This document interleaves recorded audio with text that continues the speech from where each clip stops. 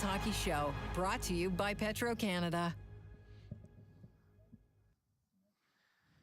Yes, it is time for semifinal hockey at Beijing 2022. Bit of an overcast, hazy day in Beijing, but National Indoor Stadium, the venue today for the matchup between Canada and Korea. Hello, everybody, and welcome to the Canadian Para Ice Hockey Show presented by Petro-Canada. I'm Victor Finley, joined by 2006 gold medalist from the Torino Paralympics, Paul Rosen, for this one. Okay, Paul, deja vu. Canada just saw Korea in the group stage finale, winning that game 6-0. Are you expecting a different game here this time around in the semis? I think, first of all, it could be a very hazy day for the Koreans if the goaltender Lee doesn't have an incredible game. I think the Canadians are slowly getting their step back, and I think today they're going to be the Canadian team that everybody's expecting. The young guns will play well. The veterans will play well. I think Coach Ken Babby's going to have this team running like a fine oil machine. Okay, now one thing for Canada in terms of good news is that they get Liam Hickey back in the lineup, and it wasn't for an injury concern, but rather suspension concerns after the last game against South Korea, where a bit of a strange scenario here saw him get tagged with a 5-minute major. Yeah, this actually drives me crazy. He barely touched the Korean player. The Korean player goes down like he should be on America's Got Talent or Korea's Got Talent. I don't know. It drives me nuts. He gets 5 minutes, which is kind of crazy, but then a potential one-game suspension. I'm extremely happy that the IPC ruled that he's not suspended, and I'm really upset that the linesman called the penalty. Okay, so Liam Hickey is back in the lineup today for Canada. That's what really matters. Got a goal as well. His first in the tournament altogether for Canada in the last game against Korea. Let's have a look at the tournament bracket to see how these two teams got here. Of course, Canada won. They were second actually in the group stage. That got them the bye into the semifinal. USA won their group, so they got the bye as well. Korea shuts out Italy 4-0 to get themselves into the semi. An interesting one in quarterfinal number 2 between China and Czech Republic. A narrow margin of victory there for the Chinese. The hosts will play for a medal as they take on USA in semifinal number 2. Okay, Paul, let's go back to day 4, the group stage finale between Canada and Korea, and have a look back at this game. This is a game that Canada had something to prove in after losing their tournament opener to USA. Yeah, normally Canada dominates their first game, possibly their second game, but this year was different, playing the U.S. Game 1, and they don't usually lose Game 1. You got to go back a long way, Victor. And about halfway through the first period, Canada strikes first. Here, Liam Hickey with Canada's first goal in the tournament.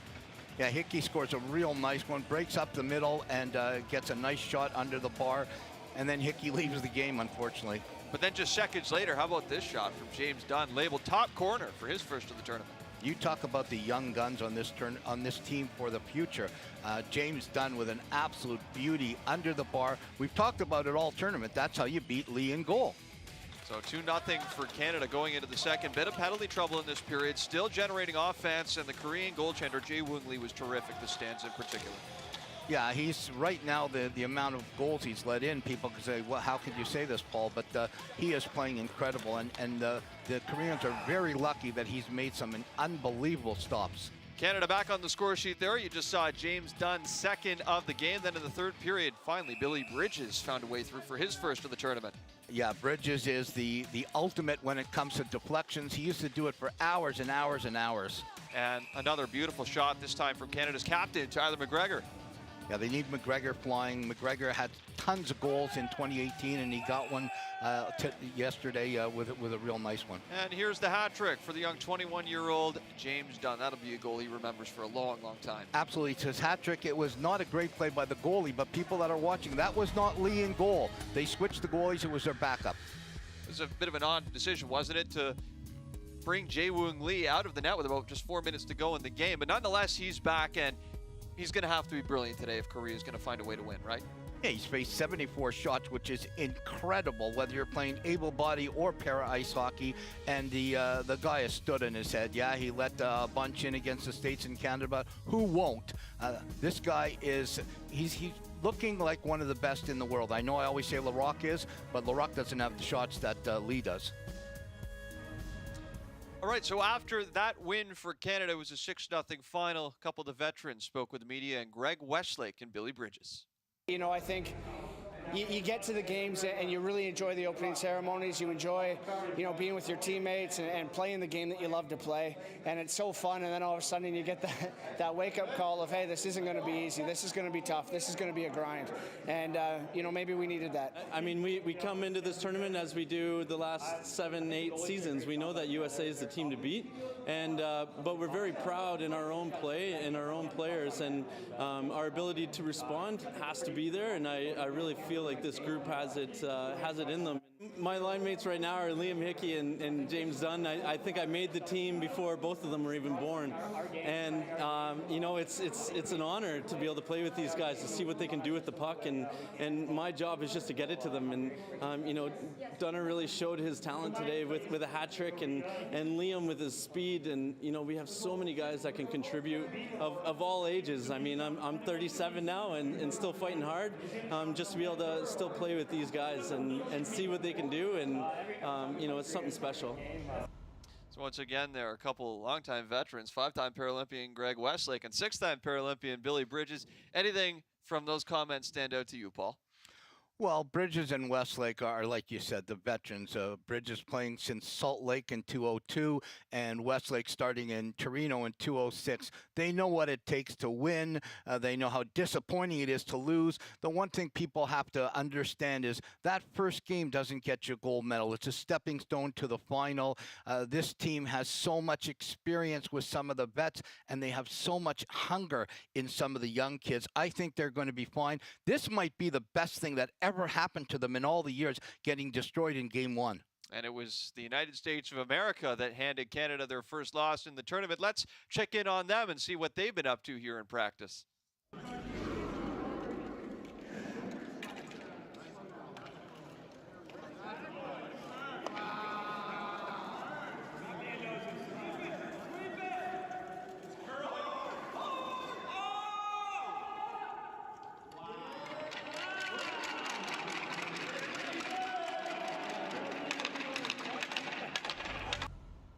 USA sharpening their skills there with curling. Jack Wallace on the button.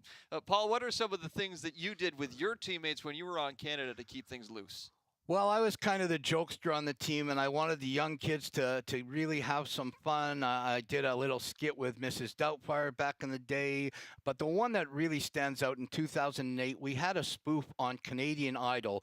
We called it Paralympic Idol, and I was the host, Ben McRosen, kind of a funny little situation, and Greg Westlake dressed up as Madonna, sang Like a Virgin, and he blew us away. He won the whole thing. It brought the team together. We were in the Czech Republic for almost a month, and it's things like that that get the team to have that family atmosphere, and you're not going to win at this level unless you're having fun, Victor.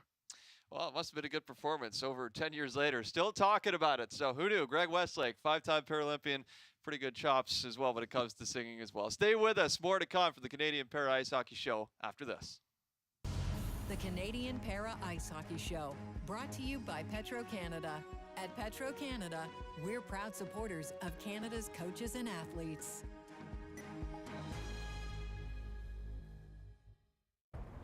Take it all in. Show up early, stay late. Live your passion. Get out, get in, do more. Hold. Get the bag, keep one packed. Don't put it off. Because when we make it count, we rise higher.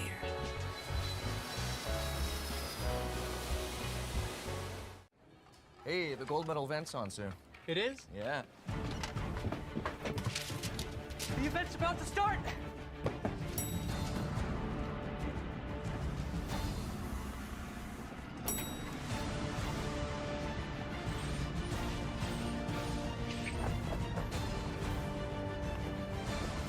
I gotta get home!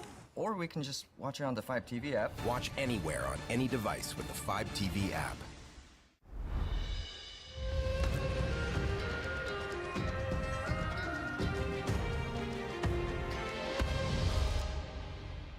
Well, Welcome back to the Canadian Para Ice Hockey Show, getting set here for the start of Canada versus Korea in the semifinal.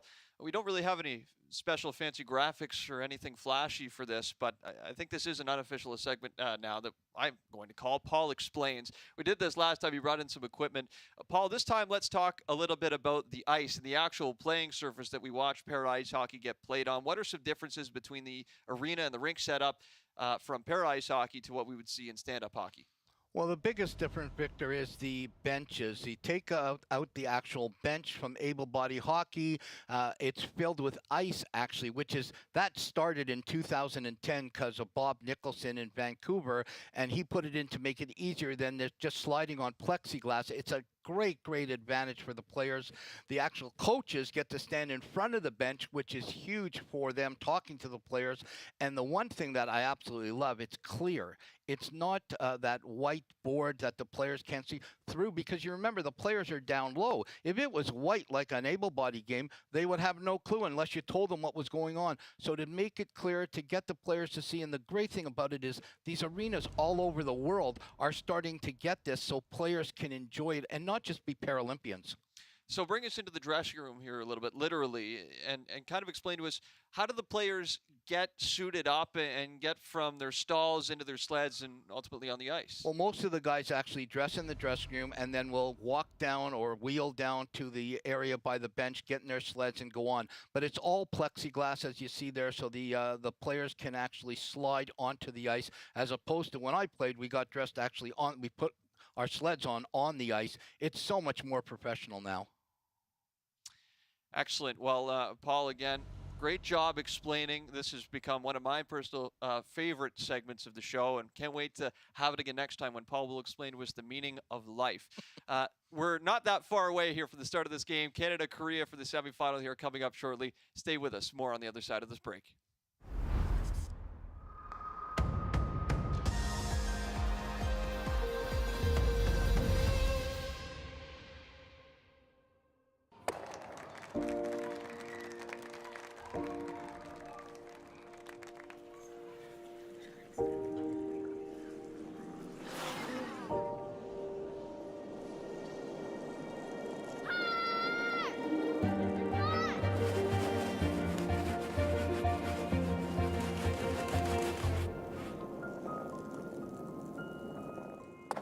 Teamwork. What we learn from play, we learn for life. Just moments away from the start of this semifinal matchup between Canada and Korea. Players on the ice at National Indoor Stadium. We'll get you there in just a moment. But first, Paul Rosen, take us through your 3 keys to the game for Canada. Absolutely. So number one is they have to get quality shots. Shooting from anywhere is not going to get them prepared for the next game. And you can't look at the next game, but you do have to understand that they should win this game. So quality shots. Good puck movement in the neutral zone. Let's get those crisp passes from the D to the O and stay disciplined. They cannot get penalties. They cannot get in the box, because that's going to just start a whole can of worms for the gold medal game. And I'm saying if they're not in the gold medal game, we're in big trouble. Well, the penalties made the last game a little bit interesting, didn't they, between Canada and Korea? Even though the South Koreans didn't find a way to score, Canada found themselves shorthanded on a number of occasions. Of course, the 5-minute major as well to Liam Hickey. So the Canadians, I would imagine today, Paul, hoping for a bit more of a cleaner game overall? Yeah, I think it's staying disciplined. It's not allowing, you have to know, and this is the one thing, you have to know who your referee is. You have to know your linesman. You've been around enough that even if you're new to the game, you talk to the veteran guys. A guy like Hickey, talk to Bridges, talk to Westlake. What's going on? What should I expect? Because everybody knows everybody in this game, and know that the potential for the referee making a call that wouldn't be made maybe in an able-bodied game is there. All right, we are ready to go from National Indoor Stadium. There is James Dunn, 21 years of age, and already putting up big numbers at the Olympics with a hat trick in the last group stage game against Korea. Dong-Shin Jang, 46 years of age. He had the bronze medal winning goal from Pyeongchang 2018 when South Korea defeated the Italians by a 1-0 final. should be a good goaltending matchup today. It is Dominic Larocque back between the pipes for Canada, and on the other side for South Korea, the often talked about Jae-Woong Lee will be back in the crease, and he'll have to be at least brilliant today to try and help Korea pull off a massive upset. These two teams have met many times before, but never have the Koreans beat Canada. The winner of this game will move on to the gold medal final in Beijing. Early on, it's James Dunn into the near side corner, and the puck pops free back behind the net. There is Sung-Hwang Jung, who has the lone Korean goal from the group stage. They put up 4 against the Italians in the quarterfinals to get here. Jung had the goal against the United States in that 9-1 loss for Korea. Victor, I'm not sure what's going on, but I just got a glimpse of the goaltender, and Lee is not in goal. Right you are. That is indeed Hyuk-jun Choi, and that might explain, Paul, why we saw Lee be taken out of the net with 4 minutes to go in the group stage. Could be an injury.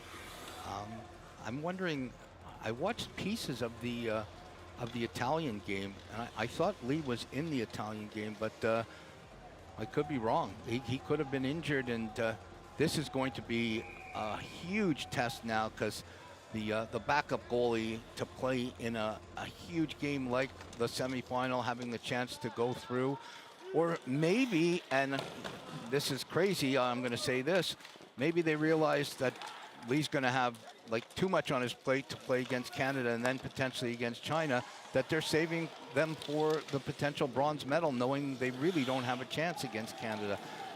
I wouldn't do that as a coach, but anything's possible, Victor. It's a curious decision, to say the least, as Choi makes his first save, this time on Greg Westlake. That's going to be the biggest thing right there. You saw the rebound come up, and that's the biggest thing between a backup goalie and an able-bodied goalie. A backup goalie and the starter. The starter can usually control that rebound, and that rebound's going to come back and bite the Koreans if he cannot corral it.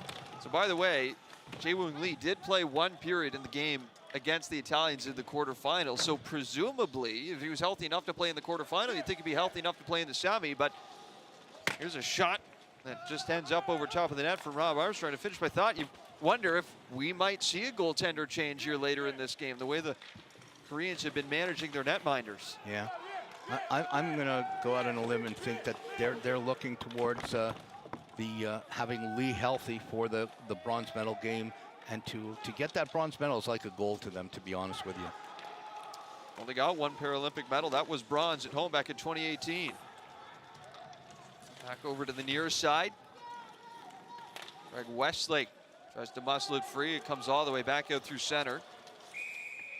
And this will be icing, says to South Korea. The pressure that will come also, and this is, there's upsets. I know it better than anybody. We were upset in Vancouver in the semifinal game against Japan, and that was a 1 in a million upset. It could happen, but more than likely, it's going to be Korea and China in the bronze medal game, and China has got a lot to play for. Their first games ever at home. The Koreans might be just preparing for that, Victor. Be an interesting matchup to see China and Korea in the bronze medal game if it gets to that point. Of course, the Chinese are taking on the United States in the second semifinal, so still lots to be determined there. As a shot from Liam Hickey drifts wide. Yeah, I watched the Chinese play the Czechs, and that was a great game. They squeaked out a 4-3 win. Here's Dixon, who moves it over for Hickey, looking for another goal against the Koreans, and this time he stopped. And that was a huge save to not let the rebound leak out, because there's a James Dunn who is looking for number 4 in this tournament. He was just waiting there to put that rebound in. Good shot, nice grab, squeezed it tight. Young goalies out there, that's what you want to do. You want to get that puck, corral it, have your glove down low, scoop it up. So Hyuk-jun Choi, a surprise starter in this semifinal for Korea. And seeing some action early. Here's Rob Armstrong, who picks it up from the line, skates it in, left side, works it out in front, loose in the crease, and Jacobs Webb still has it as he sends the pass out, intercepted by Ji-Hyun Ryu, and out to center it goes. So the Canadians might not have scored a goal there, but I love the puck movement. I love the way they moved the puck on the blue line, slipped it down. The player brings it down, comes around behind the net, throws it out front. That's how you have to do it. You've got so much more talent than the Koreans if you're on the Canadian team. Use that talent, move the puck, isolate one guy, and have a great shot on net. Garrett Riley moves it in over the line. Penalty here upcoming to Korea. That's not going to help things as their captain, Jo Hong Jang, touches here for the whistle. Yeah, and this is another reason why speed of the Canadians, great puck movement like we talked about at the beginning with the keys to the game, that is going to eventually get the Koreans to have to put out an arm and hold. And this is what happens right here. He just, well, even at that, I'm definitely not going to be invited to the referee's ball, wherever it is. So Don Xing Jiang gets the gate here for 2 minutes. Danish referee today, Jacob Grumsden. And back to the line. Canada will look to set it up. Tyler McGregor, the captain, leaves it behind. Passed over to the near side, Bridges. Here's McGregor with some space, takes a shot. That one kissed the crossbar before going up and out of play into the protective netting. Nice puck movement on the power play, moving it around D to D, getting Bridges isolated, and then McGregor slipping down and taking a great shot. You just hit the crossbar. You don't want to miss those, but the crossbar is what you call a little piece of extra equipment for the goaltender, so can't be upset with that. Bridges with a beautiful win again. Off the draw, Canada will control. Here's McGregor with another shot, and he missed that one just high. As it comes around, Liam Hickey's got it. He takes a shot off the outside of the net. And the Koreans under siege here on the power play for Canada. Back to the line again it goes. Liam Hickey dodges one, moves past another, look to sweep it across. This one's covered up by Choi for the whistle. McGregor won't be happy with those good looks and missing the net. You have to at least get the goaltender to make the stop. You can't let him off the hook by missing the net. I remember a long time ago when Billy Bridges and myself went out to a charity event, and the great Rick 50-goal scorer with the Leafs goes out, and he made a comment to Bridges. He said, you know, missing the net doesn't impress me. Back over to the far side. Was chipped off the boards by Young-Sung Kim, but not out. Chance developing now for Hickey. Low shot. That one's taken away by a Korean defender in front. Yeah, caught him right in the abdominal. I'll guarantee you that hurts. That's Young-Suk Cho. Taking a couple of Billy Bridges cannons in the ribs, and does not feel good in the next morning. I'll tell you that. He'll be in the ice bath tomorrow. Oh boy. And that wasn't even a very hard shot. Exactly 1 minute to go. The power play for Canada. And back to the line. McGregor moves it across on the left side. Shot incoming. And the blocker from Choi gets up to fend that off. Now here's Billy Bridges. Up the middle again. Hickey takes a whack at it on a bit of a one-timer that didn't get through. And the pass for Bridges delivered back over to Hickey's side. Takes it in front, and a tip sent high and wide by Greg Westlake. He had to reach back for that one. Play kept alive along the boards as it's moved out in front. Ryu steps in front of Dunn. And Dunn looks to have it right back behind the net. James Dunn cruises over to the far side and passes off. Here's Hickey with a shot, and Choi makes another save here with just 13 seconds left to go, and the 5-on-4 for Canada. Well, I think Choi got the memo from Paul Rosen that, you know, you're not the #1 goalie, and he wants to say, Mr. Rosen, I'm pretty good, so stop talking about Lee. He has made some big stops. I'm going to have to apologize to him if I ever meet him. That's a nice, real nice stop. Getting out, getting square to the puck as big as possible. Nice blocker stop. Final seconds of the power play. One shoved back by Adam Dixon. And the 5-on-4 here set to expire as Jang will step back to the ice for South Korea. Centering feed for Antoine Lehoux, didn't quite connect. This one sent off the boards and back around to the near side where Rob Armstrong controls it in behind the net. Armstrong turns it around, leaves it behind. Trying to wrap that around was Anton Jacobs-Webb. Bit of a crafty play there from in tight. Yeah, Korean goalie made the wrong move, turning his body as opposed to sliding across. Every time you turn your body in that position, you're giving the forward the chance to stuff it in through the short side. You got to go post to post, young para ice hockey goalies. Do not turn your back ever. This one swept in. Bob Armstrong takes a bit of a bump, gets to it first, and takes some more contact for his trouble, but still has it. Armstrong takes 2 big hits from the Koreans. And does well to jumpstart the breakout as Antoine Liu picks it up on the far side. And just moves that in the rest of the way as the 28-year-old Paralympic rookie turned around to make the change. 28 to be a rookie. Oh my God, those days. Canada back into their own zone. Ooh, sloppy. Almost picked off there, clean on the pass. It is broken up as Siwoo Choi couldn't handle it. And back into Canadian territory it goes. The Rock Range is out to stop it up, and now here comes Zach Lavin up ice. When the Koreans have the opportunity to get the puck off of mistake in the defensive zone of the Canadians, they have to take advantage of that, and they're not going to get too many of them, Victor. That was a key opportunity, bad mistake by the Canadian defenseman. It went to naught because the Korean wasn't ready. Look at this. Good opportunity by Hickey. Hickey is so happy that he's in the lineup and not watching this game. Especially when you haven't been able to play a whole lot in the last year, 2 years. If you're Liam Hickey, these games are very valuable to get into. Absolutely, and this is a year that's not like the normal year. They've only got together 3 or 4 times. They haven't played a ton of games, only a handful against the Koreans and the Americans. They didn't get a chance to play in tournaments that you'd normally get a chance to play in. Here's Lavin with a shot. That one's fought off. Of course, they had one less game in the group stage as well because the Russian athletes were taken out of this tournament. So Canada played just 2 group stage games, losing to USA and then defeating the Koreans. There they are again, shot in off the wing from McGregor, never got through. Picked up by Kwang Hook Choi. He skips this one all the way through center. And that's going to go for icing against South Korea.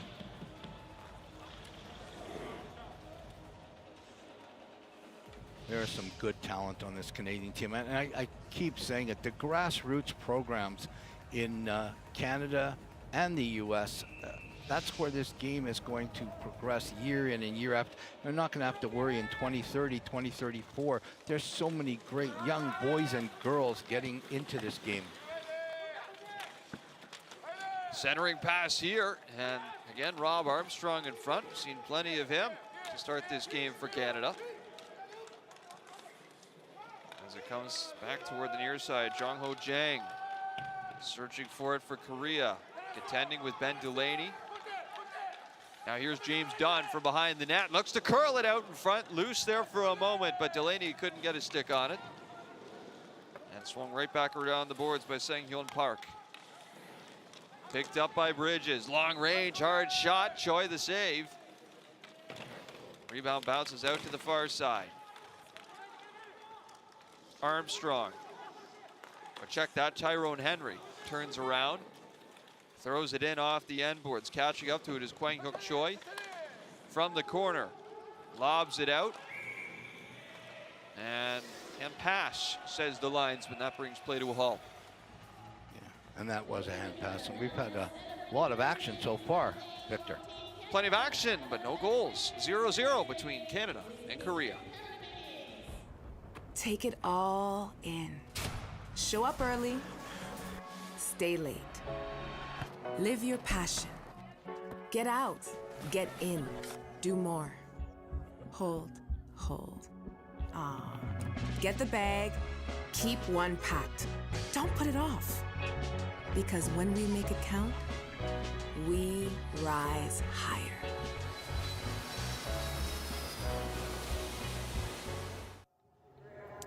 Surprise start in the Korean net for Hyuk-jun Choi, but so far, it's not quite good for the Koreans. Yeah, I think they surprised the Canadians too when they looked out and saw that he wasn't in the net. But so far, he's made some real good stops. A couple of rebounds that the Canadians didn't capitalize on, and that's the number one thing. Right now, it's still 0-0, and as long as the Koreans keep this close, and you know, it's going back to some deja vu for me back to 2010, as the Japanese kept this game very, very close for as long as they could. South Korea yet to get a prime offensive opportunity, though, with about 5.5 minutes remaining in the first period of play.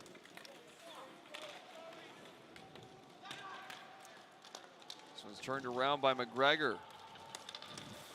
Off the head by Dixon, and now it's center. Here comes Canada, charging it over the line. It's Hickey, passes across. It's in. I wonder if did Lavin put that in, or? Boy, a traffic jam in front, but the puck slips through somehow. And Canada's got their first in the semis. They lead 1-0 over Korea. And I think the Korean goalie might have a chat with his player. They're going to go in and look at it to see what happened, but he distracted him by coming into his crease, and he didn't have to. Oh, he went in off of him. That's a good goal. That's a good goal all the way. Absolutely. The pass was sent across. It hit the Korean sled. Here it is right here. Pass is going across to McGregor. They like to time delay it for us. Pass is coming across to McGregor. McGregor, he can't. Let's see. No, it hits the Korean sled. Absolutely, that's a goal. And the puck is in before. Well, the net was off, but the net was off. And in the NHL, I know that if the net is off and the player slides in, it's still a good goal. I'm going to be shocked if this isn't a good goal. That was Korean Jong Kyung Lee that the puck deflected off of. Yeah, yes. Good goal. So Liam Hickey gets a bit of a fortuitous bounce on the cross-ice pass. He'll take it for his second of the tournament. And Canada have a 1-0 lead. Feel bad for the Korean goalie, who's played great. That was one that wasn't his fault whatsoever, and it kind of feels like deja vu all over again. Didn't Hickey get the first goal in the first game? Right. That's right. Now he has to stay in the game. There it goes. Bad bounce, but that's what hockey's all about. Whether you're playing standing up or in a sled, bounces happen, and as a goaltender, you just have to say, well, hockey gods weren't favored to me on that one. Canada looking to get back up to center as it's thrown right back in the other way by Korea. Off the end boards. Adam Dixon with it. Passes ahead to Westlake in his own zone, and now Lavin out to center. Lavin crosses in over the line, has Hickey with him and drifts the shot just wide. Blocker side on Choi. And now back to the neutral zone. Canada collected again. Liam Hickey goes for a skate back at his own end. Directed off the boards for Rob Armstrong. Now ahead it goes for Lavin. Here's Lavin stick handling over the line. Passes off for Westlake. High shot, that's caught. Choi reels it in for the whistle. Westlake has to be feeling, what do I have to do? I'm sure he's happy with the way the team is playing right now, but no goals for Westlake yet, and he's used to putting the puck in the net. Here he is right here, getting himself set. He also has a tremendous shot. It worked with him for years and years and years, and from 2006 to now, the way his shot is unbelievable, Victor. This one's rung off the glass. I don't think anybody's probably seen as many of those shots as you have firsthand, right? Well, I was very fortunate. I got to train with, at the time, the three best players in the world, Brad Bowden, Billy Bridges, and Greg Westlake, and we trained together for hours, early mornings in Hillsburg, outside of Orton, Ontario, one of the coldest rinks in the entire world. I used to tell people that my rubber foot froze. That's how cold the rink was. Cold rink. Well, there's a few of them out there, that's for sure. Yeah. But having a chance to train with some of the best, that gets you the opportunity to be prepared for the the games when they happen. And, you know, that's a lot of the goaltenders now are training like I trained with able-body. A lot of able-body shooters. Hardest able-body shot gets you really ready. So it's a goal for Liam Hickey on a deflection in front. Canada lead here in the first, 1-0. Hey, the gold medal event's on soon. It is? Yeah. The event's about to start!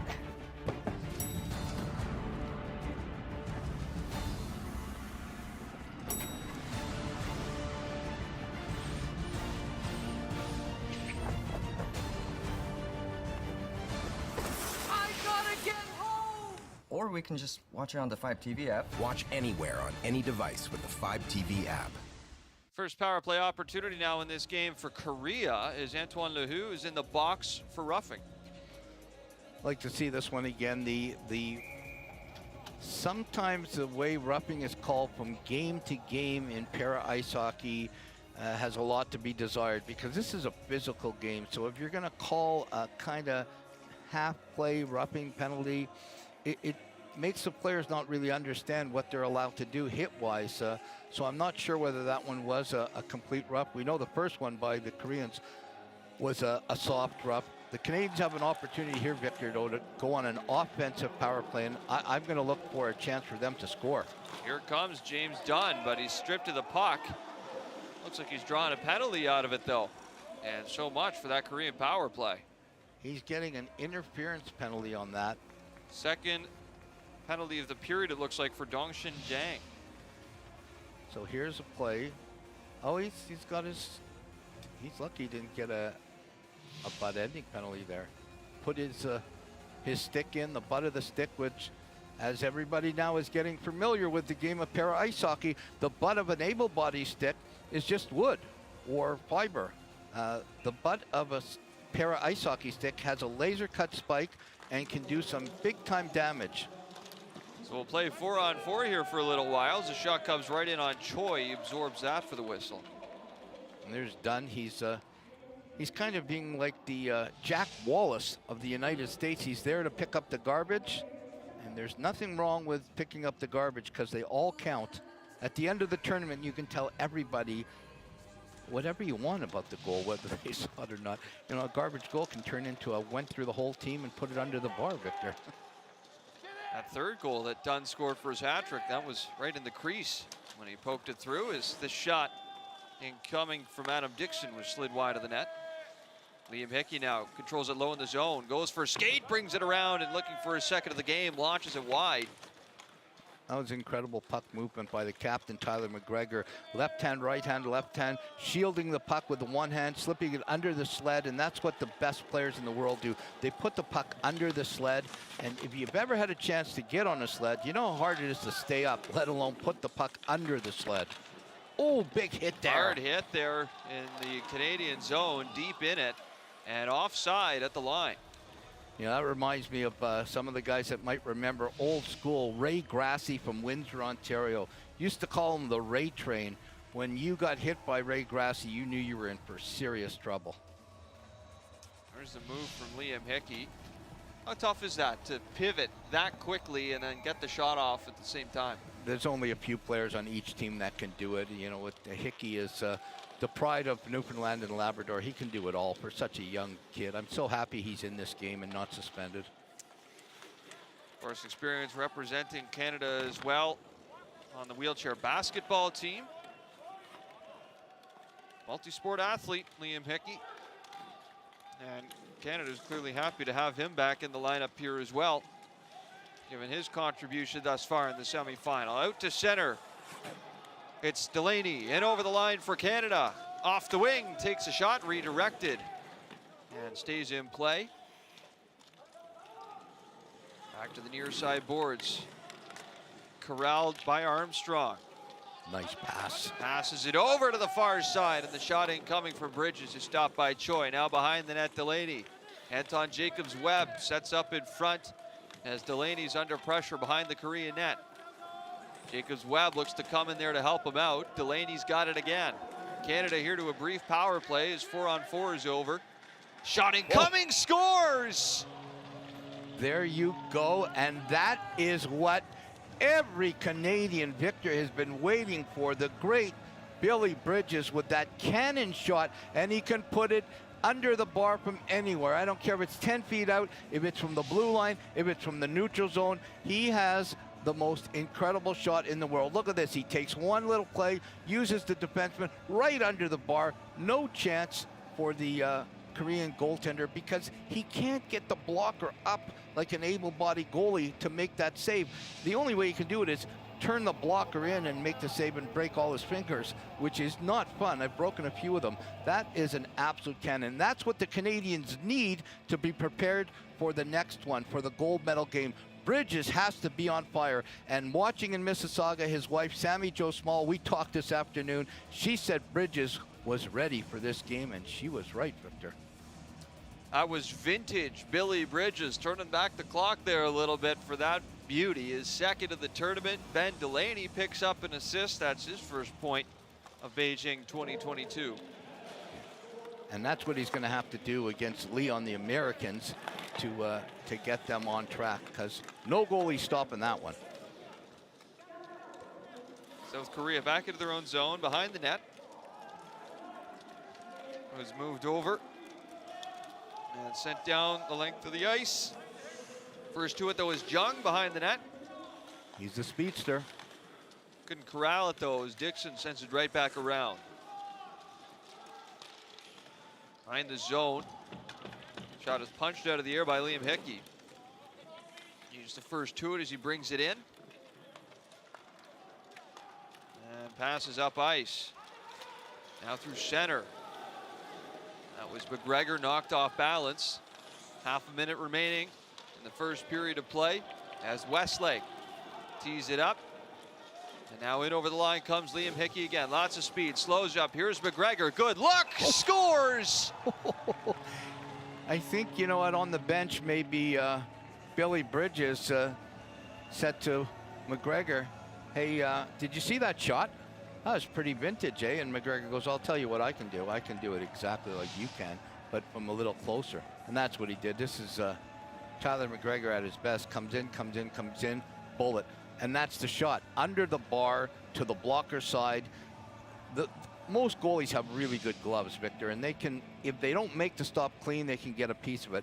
But the blocker stop is so difficult in this game because you're down so low. That shot was just remarkable, absolutely beautiful. In the last 5 minutes of this game, of this period, the Canadians are showing what they're needing to show in the gold medal game.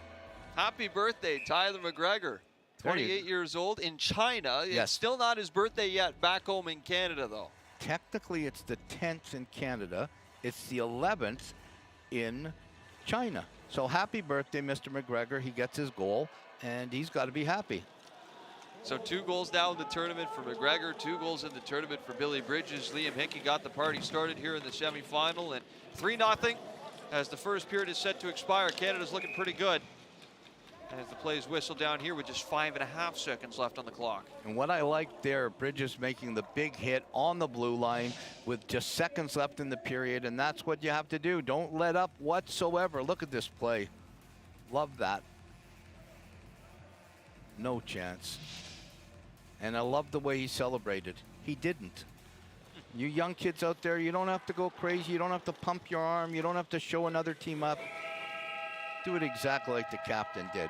Just absolutely beautiful. Picture perfect, Victor. Well, Billy Bridges, the second goal of the period for Canada. It was Liam Hickey who got a bit of a fortunate bounce to go into the net to make it 1-0. Bridges then his second of the tournament, and the captain right there, Tyler McGregor. Beautiful shot labeled for the top corner. Canada's got 3 after 1 period of play. Totally in control over South Korea as we get set for the second. The Canadian Para Ice Hockey Show, brought to you by Petro-Canada. At Petro-Canada, we're proud supporters of Canada's coaches and athletes.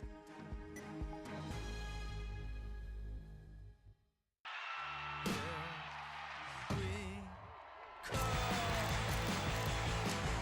think it's Robson who's got the stronger finish here. There we go. Shot just getting inside the gate. Now there's that smile again. There we go.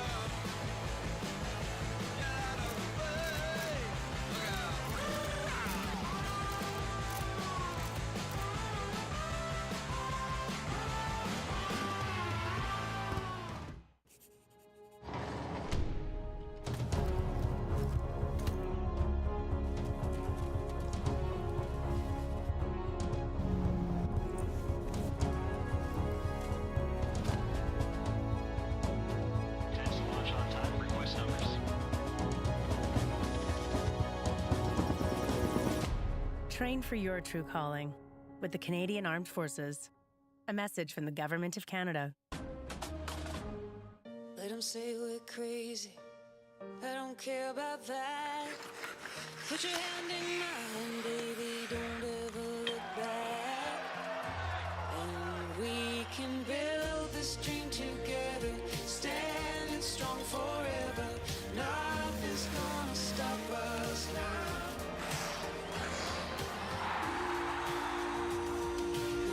Nothing's gonna stop us now.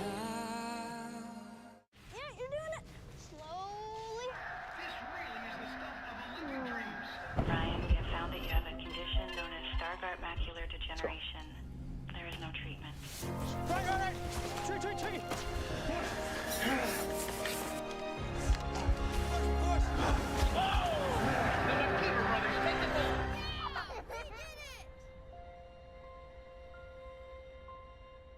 Toyota. Start your impossible. I'm here to prove that if you can see it, you can be it. I survived cancer. The mountains, they don't scare me. Losing my sight hasn't stopped me from going for gold.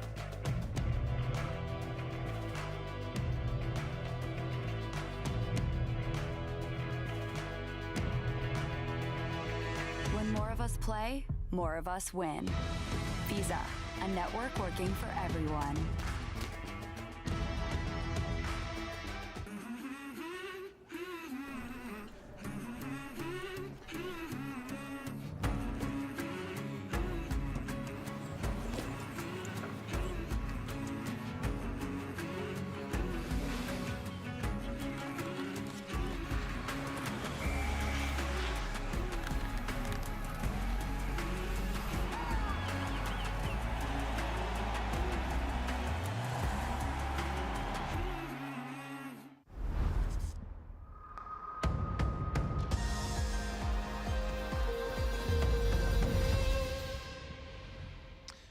Welcome back to the Canadian Para Ice Hockey Show presented by Petro-Canada. Victor Finlay here with Paul Rosen for the first intermission.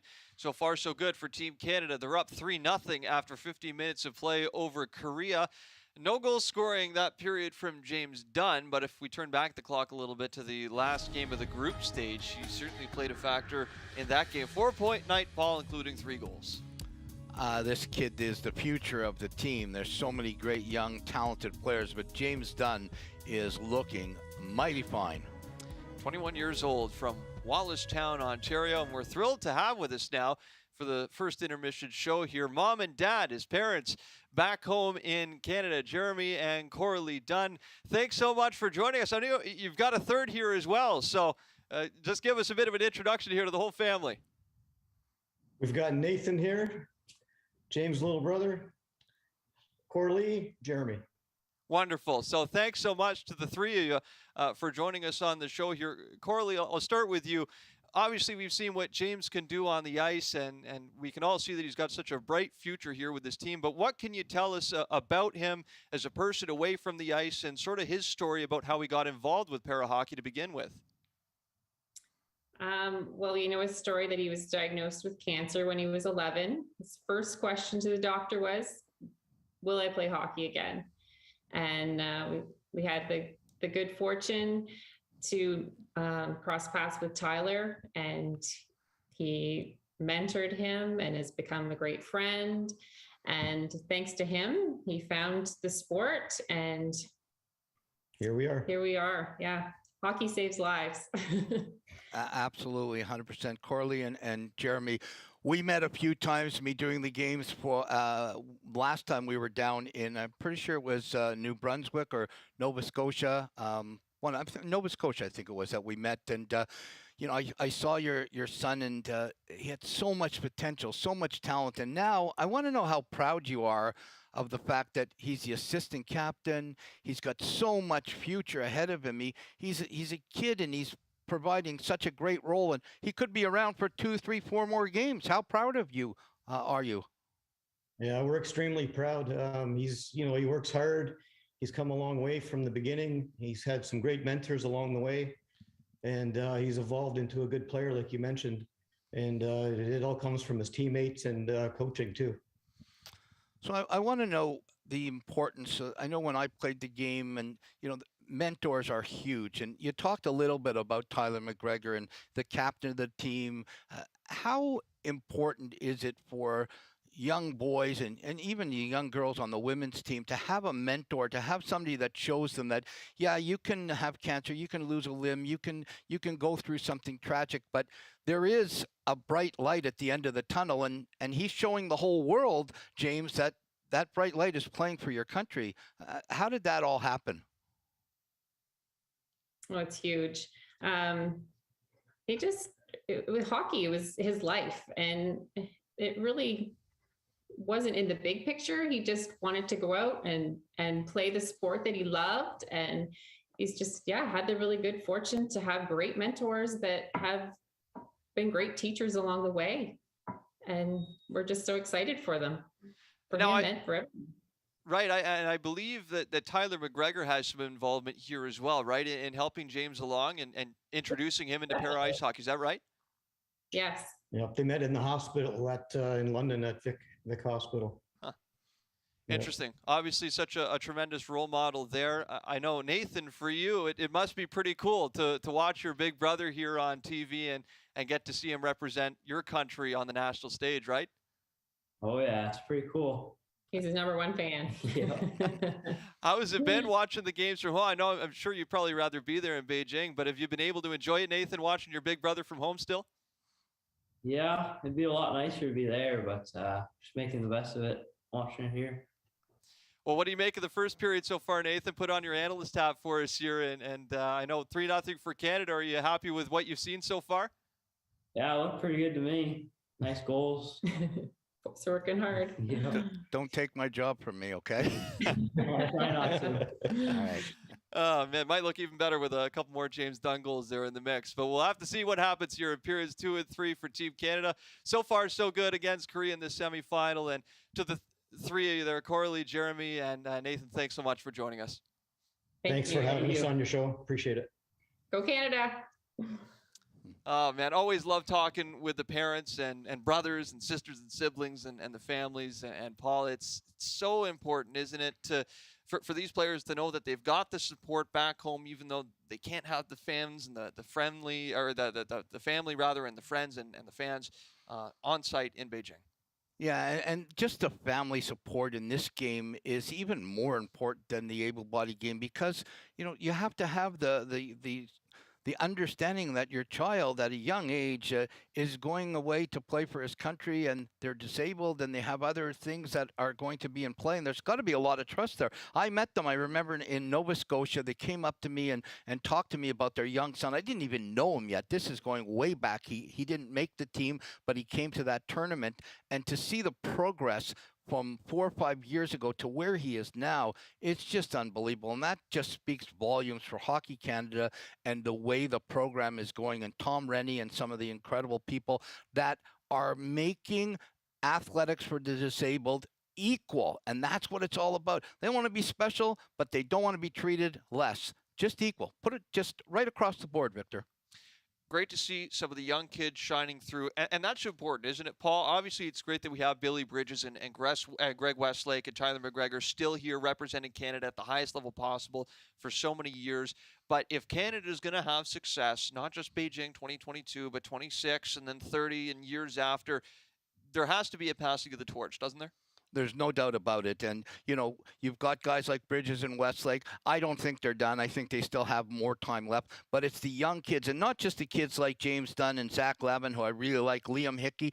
It's the kids we haven't seen yet that are on the team coming up, the Team Ontario or Team Quebec or, Team Western Canada, whatever it is. There's some 16, 17-year-olds that are out there now that are going to be competing and representing Canada in 2026 in Italy, and maybe 2030 in Vancouver, maybe? Who knows? Wouldn't be that bad. I'd like to see you there, Paul, if it happens. That'd be a good time. Well, I'd be there, but I would not be playing. I think I'd be 72 or 73 at the time. Oh, who says no? You still got your equipment, right? No, I say no. I have the equipment, but I say no. Not a chance. You're not getting me in an alumni game. You might get me in. You're not getting me in anything else. Well, we're happy to have you here, all suited up and ready to go for periods 2 and 3 here to come for Canada and Korea. We'll be back with more after this as the first intermission carries on in the Canadian Para Ice Hockey Show.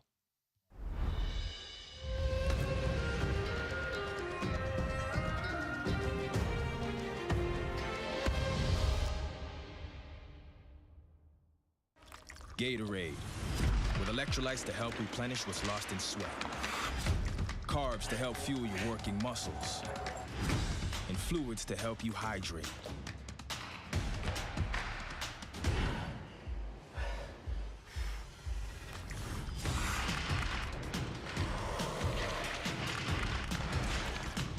Rehydrate, replenish, refuel. Scientifically formulated, so you never stop competing. Gatorade. To tackle climate change, we all need to do our part. That's why the Government of Canada is taking action to help protect our environment. We're reducing plastic waste. We're making our homes and buildings more energy efficient. We're building a cleaner, greener economy. Find out how you can help leave a healthier environment for our kids and grandkids. A message from the Government of Canada.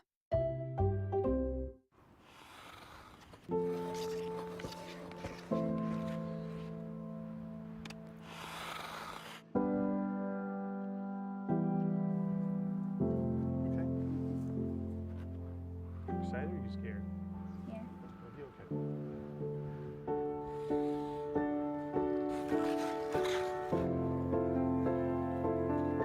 Courage. What we learn from play, we learn for life. First win, but not the last. Check. Into the spotlight. Check. Injured and out. Check. Prove them wrong. Check. Worth it? Always. When you find what moves you, it gets you through. You can now get anything delivered with Uber Eats, but take it from me, that doesn't mean you can eat anything you get. Burger, that is an eats. Paper towels, don't eat. Bottle of vino, eats by drinking. Nanas, eats every morning. Dog toy, don't eat unless you're a good boy. Toothpaste, that's a stumper. This game just got really hard. It's an eats, but it's a don't swallows.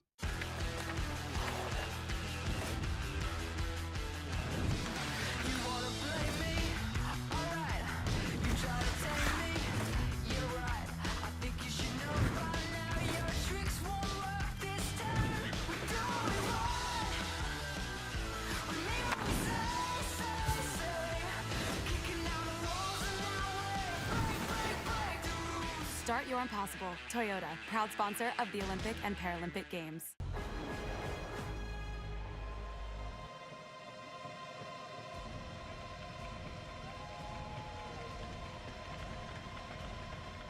Back inside National Indoor Stadium. The puck is dropped and we're underway for period number 2 between Canada and Korea in the semifinal. Winner moves on to the gold medal final where they'll meet the eventual winner of USA and China. The second semifinal still to go later today in Beijing.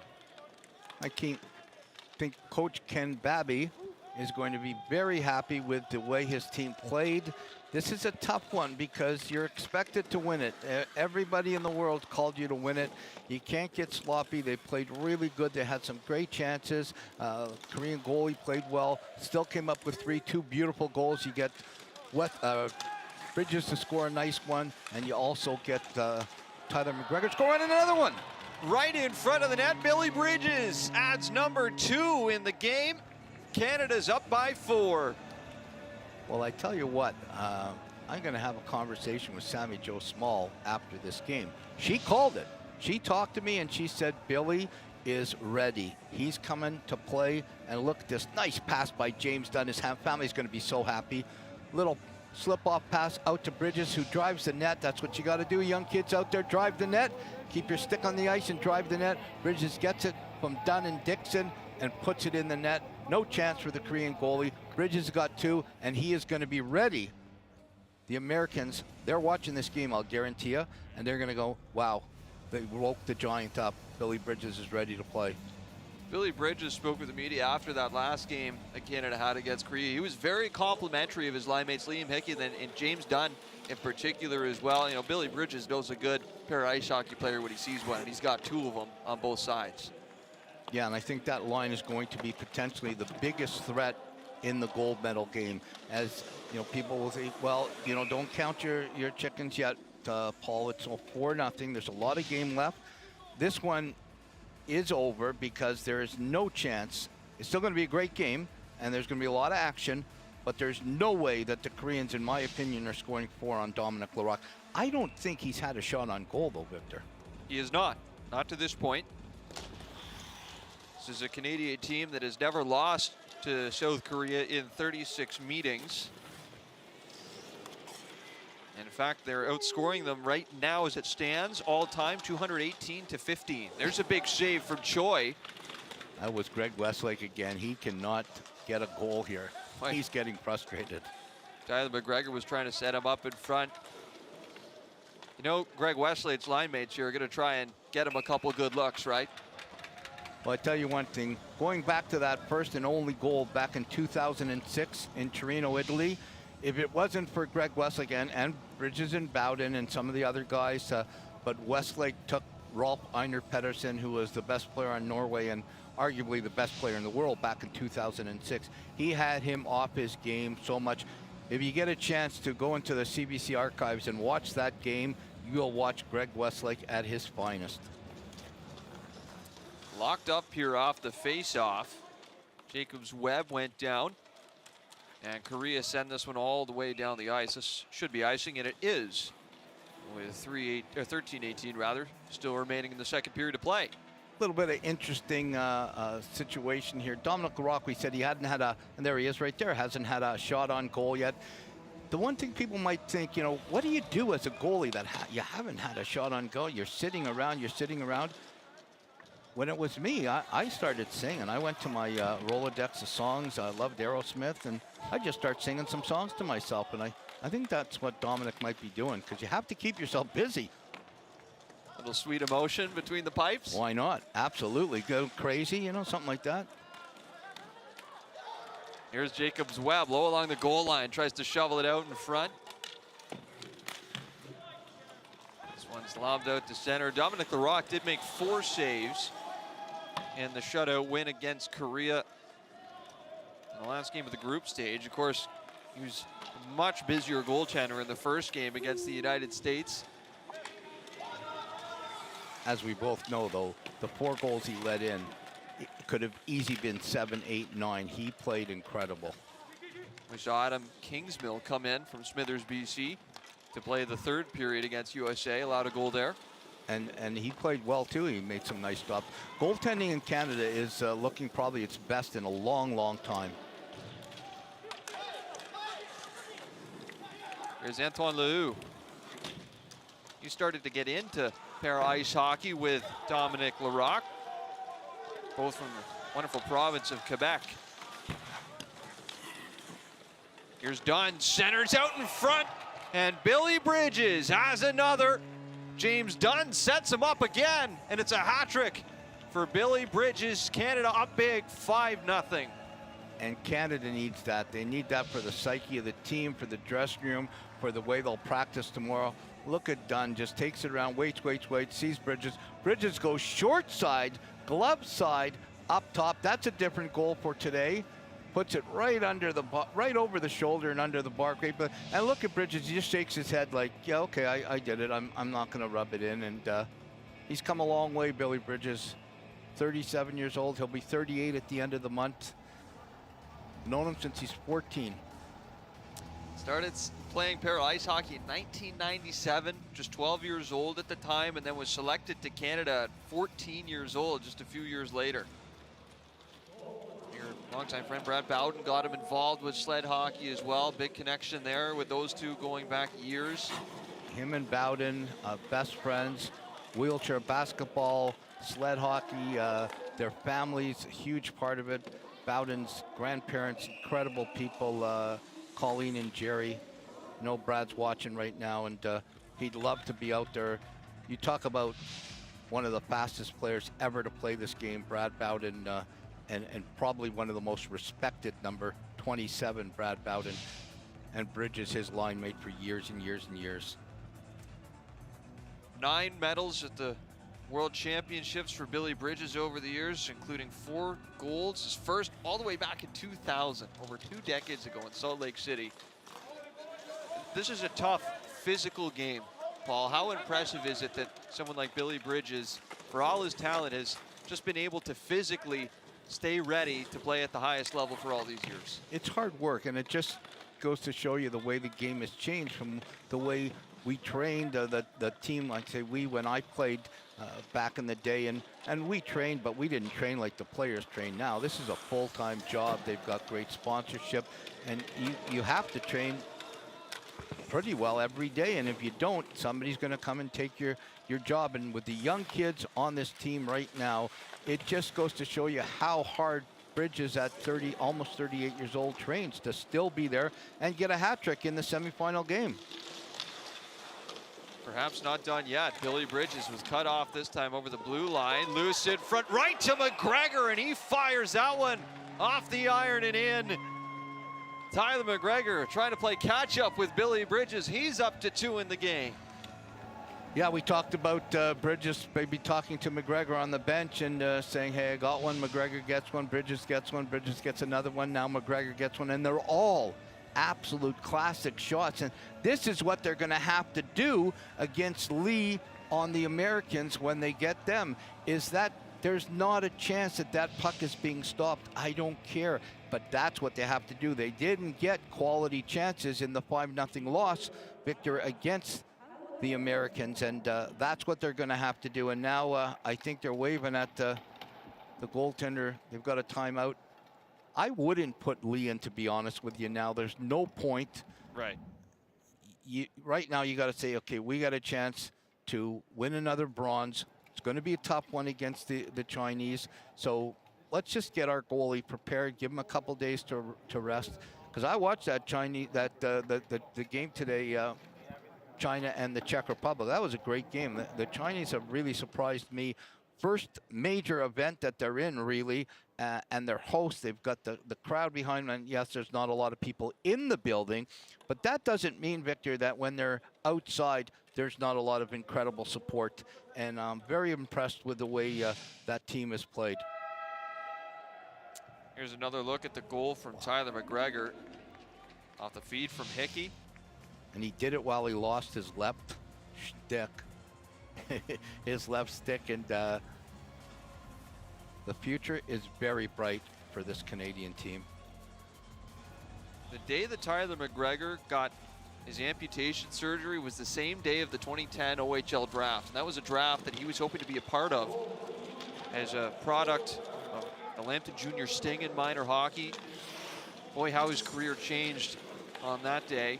And here he is over a decade later now, representing Canada on the highest stage at the Paralympics. And he's got 3 goals already now in the tournament, 2 in this game. I think the one thing now that the boys will be talking about, because they're a tight group, is getting Westlake a goal. And there it is! Greg Westlake on the redirection in front. What a setup on the pass and from Paul Rosen as well. And Westlake's got his first of the tournament. I'm telling you, my psychic network will be up tomorrow. You can call me at 1-800-ROSIE. Here it is.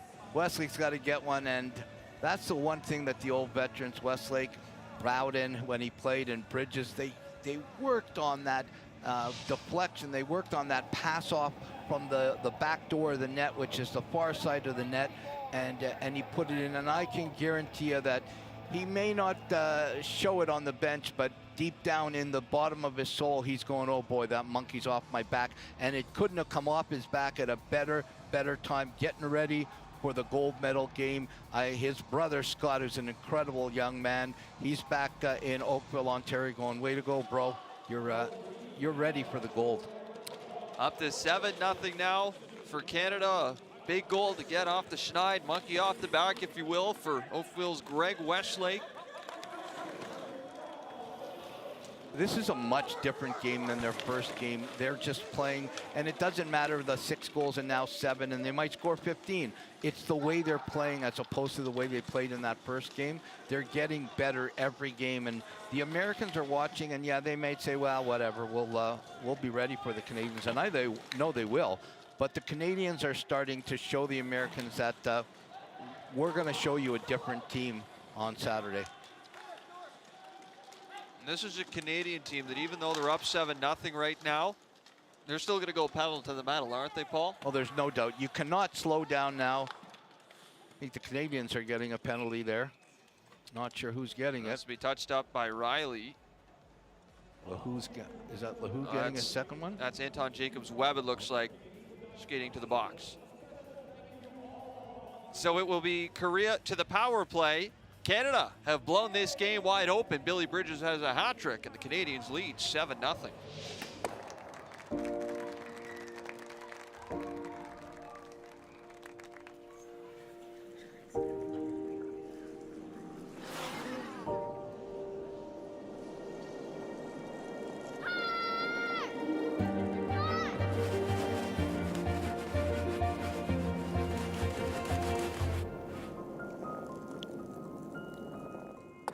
Teamwork.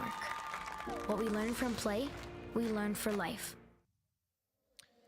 So interference, the call to Anton Jacobs-Webb, as Greg Westlake redirects in his first of the tournament. He's set up from Tyler McGregor. Liam Hickey's having quite a game here as well. He sets up another with the secondary assist. We're saying those names a lot. We're saying Hickey and McGregor and Bridges and Westlake, and I think for Coach Ken Babby, he's extremely happy that they're saying Westlake and Bridges and McGregor today, because he knows that those guys have to get back on track in the gold medal game if the Canadians want to have a chance to win. 5 points, by the way, for Liam Hickey. He's got a goal and 4 assists. So factored into 5 of Canada's 7 goals, including scoring the first in this contest. He's probably very happy for the appeal process. He is. Getting him back in this game, because that would have been highway robbery if he would have been suspended from this game. Here's Dongxing Jiang. Back at his own end. Whips it ahead. Knocked down at center ice by Jong Kyung Lee, and back into the Canadian zone. Rob Armstrong has it. Stops up behind the net. Diving in was Siwoo Choi. Worked away by the Canadians, and they launch it down the ice. The only thing you might want, and it's being kind of selfish a little, to get Larocque a couple shots on goal, because he goes through this entire game. That means he hasn't had a shot in like 4 days before Declan Farmer and the, oh, that's offside. That was just really bad. Yeah, left side, offside. Since the linesman is Sung Hwang Chung was ahead of the play. Little frustration coming into play by the Koreans right now. Now you got to at least, this is where the coach has to say to the guys, look, okay, let's just get our minds right for a bronze. This is what we wanted when we came in here. We got a chance to go back-to-back bronze. That's going to be a huge, huge thing for the country and for the future of the game in Korea. Because they got some old guys on that team. They do. The goaltender, Hyuk-jun Choi, is 49 years of age. There's a shot here is blocked before it could get through. Jun Yong Lee, 48 years old. Sung Hyun Park, also 48. So this is a team that generally are built a lot older than some of the others. Matter of fact, the youngest player on Korea is, well, it's a tie between Siwoo Choi at 25 years of age, and then their star goalie, who's not in this game, Jae-woong Lee, also 25 years of age. And that's where their grassroots program has to start developing, because that's what happened to the Norwegians. We talked about it a couple of games ago. The Norwegians were one of the best teams in the world for years and years and years. They didn't qualify for this tournament because their grassroots program did not develop.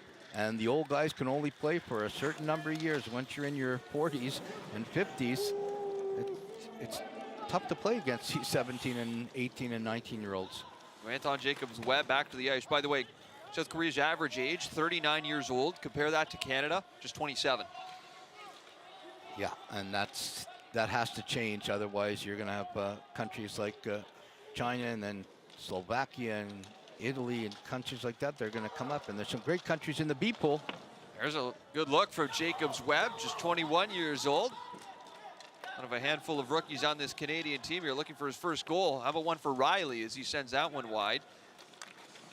Thought there for a little bit that it was Riley who had that 5-minute major yesterday after he was incorrectly identified as the culprit. Back out on the ice here for another game after he sat out the first one against USA, and Choi covers this up for the whistle. I'm sure Riley's family was watching going, hey, hey, hey, my son isn't getting kicked out of this game. And as we've said a lot of times during the broadcast, Liam Hickey shouldn't have been thrown out of that game either. Canadians are moving the puck really well. Good camaraderie on the bench. I love the way the coaches are in talking to everybody. There's Dominic Rock sitting there wondering, am I ever going to touch this puck? 6:10 thereabouts to go here in period number 2. Centering pass. That one redirected off of Bridges. Looks to nudge it back into the corner for Dunn. Dunn. Bit of a hard hit there. Separates the puck loose at the side. Brought down. High stick. The indication from the referee. The puck is in the net, but the goal is immediately waved off. Bit of an eventful sequence of events there for James Dunn. And we talked about the goaltender Lee not being on. Lee's, as we just say him, I don't know what's going on. This psychic network might be in my future. Boy, so Jae-Woong Lee skates out. Looks like we have a Korean goaltending change. And Canada still in charge here at National Indoor Stadium, leading big, 7-0. Take it all in. Show up early, stay late. Live your passion. Get out, get in, do more. Hold. Get the bag, keep one packed. Don't put it off. Because when we make it count, we rise higher.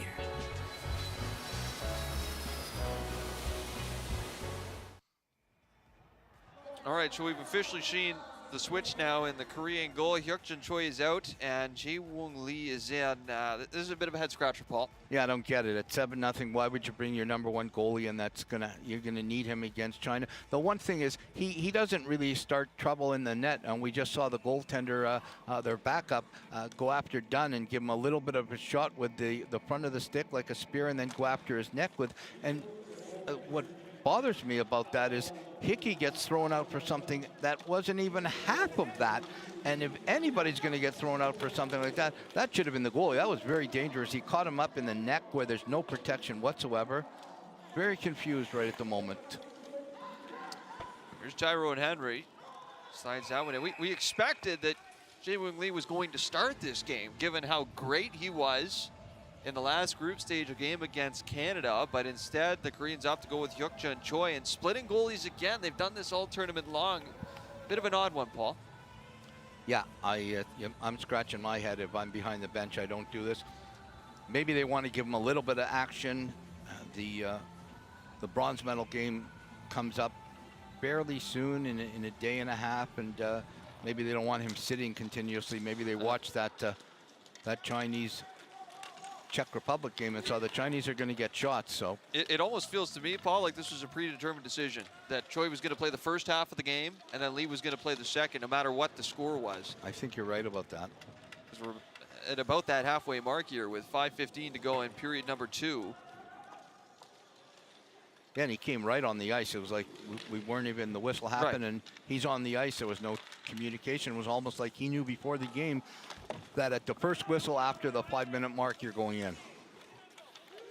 So we can put to rest any rumors as well about an injury. Can't imagine why you would put an injured goaltender in when your team is down 7-0. I would be totally surprised, as the shots are 24 for Canada, 0, absolutely 0 for the Republic of Korea. Make it 25 for Canada after that last shot from Garrett Riley. It's a pretty good rip as it comes back to center ice. I don't think I ever played in a game where I didn't have at least one shot, even if it was from center. One might be coming up right here, but there will at least be a penalty as Jong-Kung Lee was held up. Yeah, that's a hold on Riley. Garrett Riley is going to make the long skate over to the box. And that's something that Coach Babby will talk to the players about. Well, maybe he's getting a slash there. You want to stay away from silly penalties because, you know, bad habits create bad habits, and you don't want to get in the box to give the Americans any opportunity on the power play. The same with the Americans. They don't want to give the Canadians. Both power plays are lethal with some of the great players on both countries. This was immediately launched down the ice. I'll kill off the first handful of seconds off this Korean power play. Here's a turnover and a shot sent in from Zach Lavin. And trouble in front of the Korean net. Lavin's there again to create a little bit of chaos. But Korea will take this out to center. And that's what Lavin does. He is like a Brad Marchand, like a Greg Westlake back in the day. He likes to start trouble and he likes to stir things up. And you need a guy like that on the team.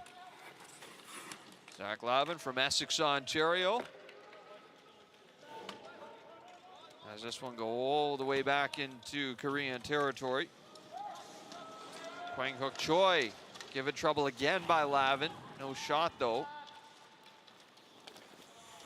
Up to center it goes. Young Sung Kim plays it ahead. At the line, stopped up Liam Hickey. Looks to flick it right back in. He does, right in on Lee, who had to get the leather out to glove it down. Beautiful kill by the penalty kill by the Canadians. It's exactly how you want to do it. One man pressuring, pick up the puck, force them to make a bad play, and they look like they're just in chaos right now, the Korean team. This one floats right over to Liam Hickey, who confidently plays it off the end boards. Over for McGregor, and he rips this one right down on Lee as well. Everything's hitting the Korean net. Every shot, no matter what they're doing. Even when they're trying to clear it, they're hitting the net. Dongxing Jiang skates up to center, passes off to his left side. Lots of space here. Chance developing. There's a shot off the crossbar from Sung Hwang Jung. Now, technically, that should not be. I don't think that is a shot on goal, no. Because it has to be able to go in the net. For people out there that don't know the the rules, they've counted it as one, but. Oh, wow. Unless it deflected off of Larocque first. Yeah, that could have. Larocque likes to get on his pad. Here's a chance. Back the other way, out of the box. Riley, there's a shot off the blocker of Lee. Directed aside. Maybe we'll have an opportunity to see that Larocque getting up on his pad. And after he's been sitting for so long, almost 2 complete periods, a pretty well clear-cut breakaway. That's South Korea's best offensive weapon right there, too, in Sung Hwang Jung. He was wide open on the left side of the ice. Yeah, he could have actually moved in a little more, but I think at this particular point of the game, he figured, I got a chance to take a shot. And I'm hoping if they counted that as a shot on goal, Larocque made the stop and got to touch the puck. It didn't look like it from here. It looked like it hit the crossbar. Tyrone Henry trying to muscle the puck out at the line, delayed offside. So Billy Bridges swings back into his own zone, passes ahead to center. Connects with Riley. Here's Riley, plays it up the middle, and it's just out of the reach of James Dunn. And back over to the far side, Sang-Hyun Park. Out of the corner, Kwang Hook Choi up to the line, held in, Rob Armstrong, and that one just trickles wide of the net. Redirected in front, James Dunn now over to the far side again for Billy Bridges. Bridges off the boards to Dunn. Cycles it right back around to Westlake. Creeps along the boards, puts it back into the corner. Dunn gets a head start on everyone. Shrugs off the contact, has Westlake there as well. Little off balance here as Dunn stays with it and centered it out in front. No one home for Canada. Back to the boards for Bridges. At the line, he's got to retreat now to center. Got clipped by Hickey and the sticks went flying. Here's McGregor back over to his left side. Shot stopped by Lee. Rebound still loose in front. McGregor's on it again. And Lee makes another save and hangs on to this for the whistle with 6.6 seconds left in the period. Yeah, the Canadians, other than one little mistake, leaving the opportunity for the Koreans to come down the far side, everything's going well from them right now. good chemistry right now. I wasn't sure whether Lee was maybe pointing to the bench and saying, switch him up again. The Korean coach could be the Mike Keenan of para ice hockey, switching his goalies every 12 minutes. I don't think I've ever seen as many goalie changes from one team in a single tournament as I've seen out of South Korea so far. 30 minutes are in the books. 2 periods done, and Canada really blew this game wide open in period number 2. Billy Bridges has a hat trick. Tyler McGregor's got 2. Liam Hickey's up to 5 points, and Canada lead 7-0. The Canadian Para Ice Hockey Show, brought to you by Petro-Canada. At Petro-Canada, we're proud supporters of Canada's coaches and athletes.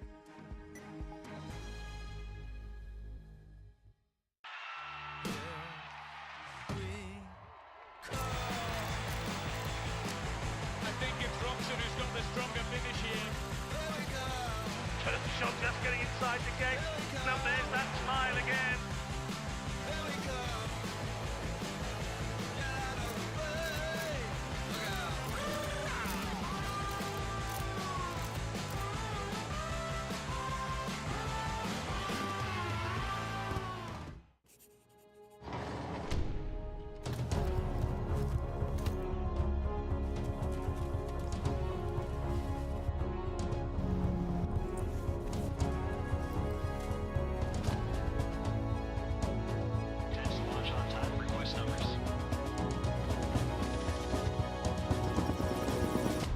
Train for your true calling with the Canadian Armed Forces.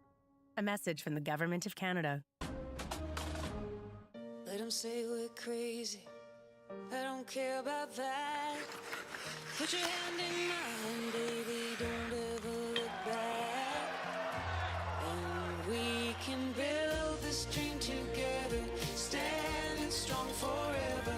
Nothing's gonna stop us now.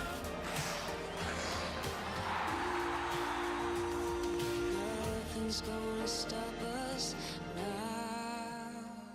Yeah, you're doing it. Slowly. This really is the stuff of Olympic dreams. Ryan, we have found that you have a condition known as Stargardt macular degeneration. There is no treatment. Right. Tricky.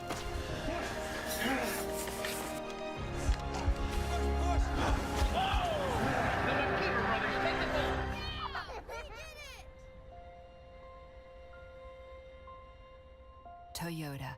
Start your impossible. I'm here to prove that if you can see it, you can be it.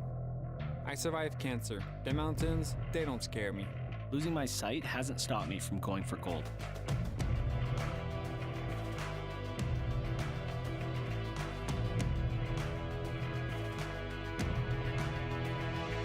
When more of us play, more of us win. Visa, a network working for everyone.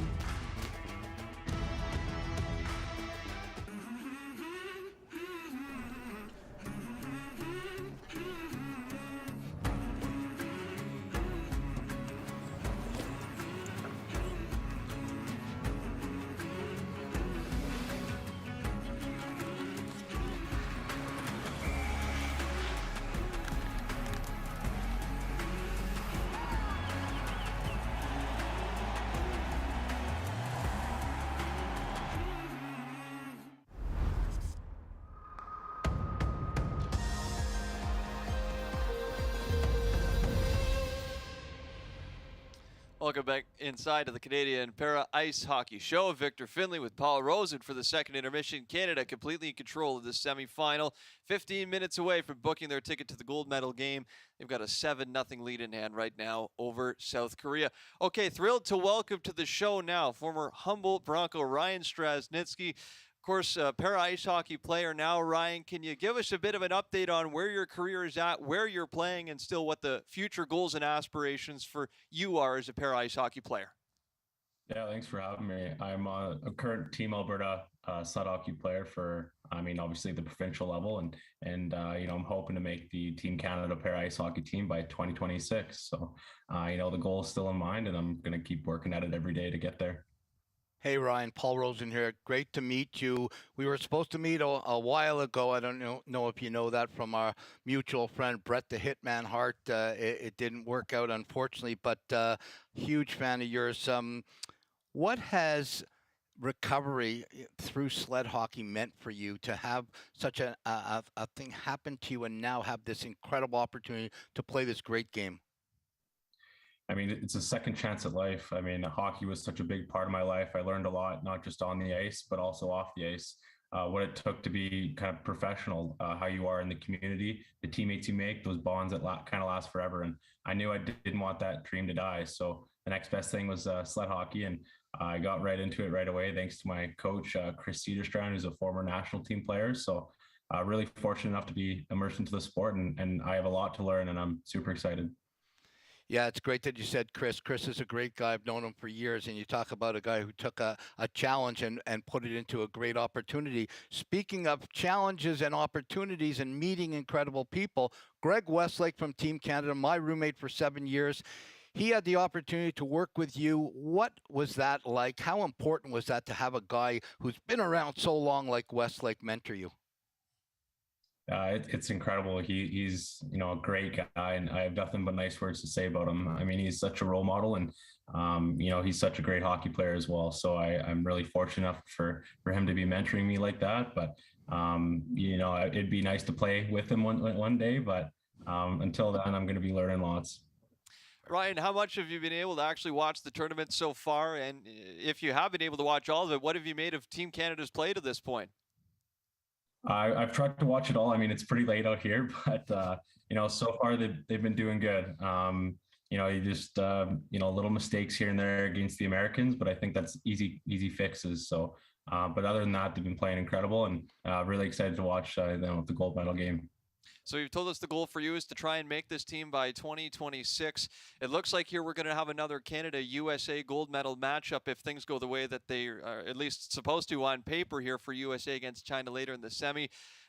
If you end up finding yourself in a position where you're playing for Team Canada, representing your country on the international stage, and you get into a game like perhaps a gold medal final or even just a group stage game against the United States, what would that mean just to be able to play at that level of hockey, Canada versus USA? Be a dream come true. And I mean, I've been thinking about it ever since, I got into the sport. So it's just one of those rivalries that'll always last in Canadian blood. So I'm excited and, very fortunate if the opportunity comes. So, I'm hoping to prepare as best I can and make the most of the opportunity. Well, thanks so much for doing this, Ryan, and we hope to see you on the ice soon. Thanks. Thanks, Ryan.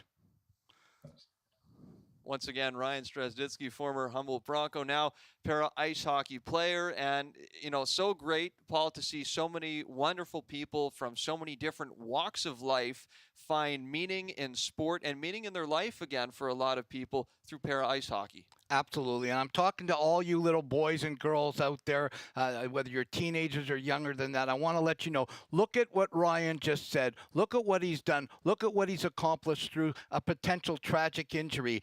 Disability, find ability in disability, all of you out there. There is light at the end of the tunnel. Reach for greatness. Do not settle for mediocrity. Look what he's doing. You can do it if you put your mind to it. I don't care. Ability through disability. Man, Ryan, what a great guy. In Ryan's own words, the only disability is a bad attitude. You got it. What a great example. Ryan Strazditsky. Hope to see him on the ice here with Team Canada at some point soon. Well said, Paul.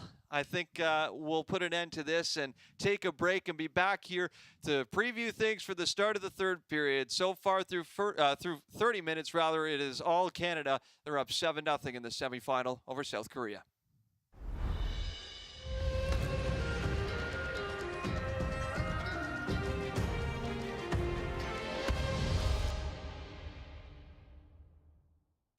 Gatorade, with electrolytes to help replenish what's lost in sweat. Carbs to help fuel your working muscles. And fluids to help you hydrate.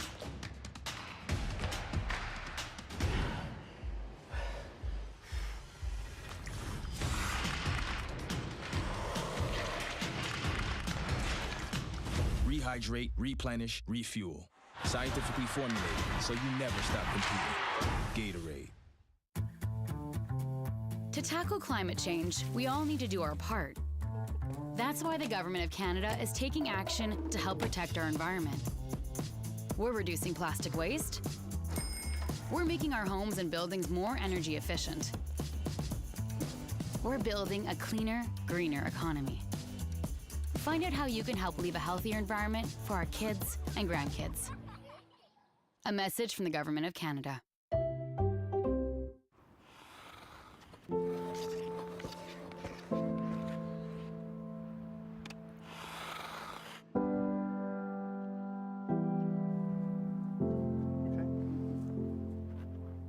Excited or are you scared?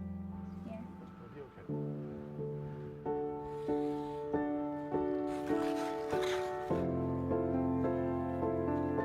Courage. What we learn from play, we learn for life. First win, but not the last. Check. Into the spotlight. Check. Injured and out. Check. Prove them wrong. Check. Worth it? Always. When you find what moves you, it gets you through. You can now get anything delivered with Uber Eats, but take it from me, that doesn't mean you can eat anything you get. Burger, that is an eats. Paper towels, don't eat. Bottle of vino, eats by drinking. Nanas, eats every morning. Dog toy, don't eat unless you're a good boy. Toothpaste, that's a stumper. This game just got really hard. It's an eats, but it's a don't swallows.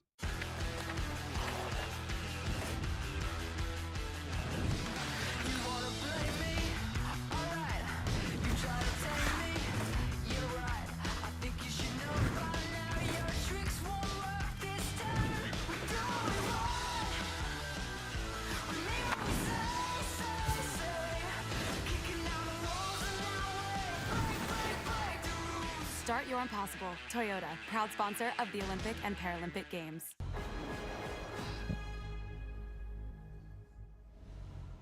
Welcome back to the Canadian Para Ice Hockey Show, presented by Petro-Canada. We are counting down here the seconds out of the start of the third and final period of play in this semifinal. Victor Findlay here with Paul Rosen.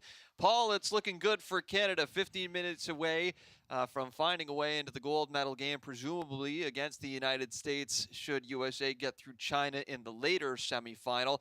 7-0 over Korea. I mean, this one's kind of over, isn't it?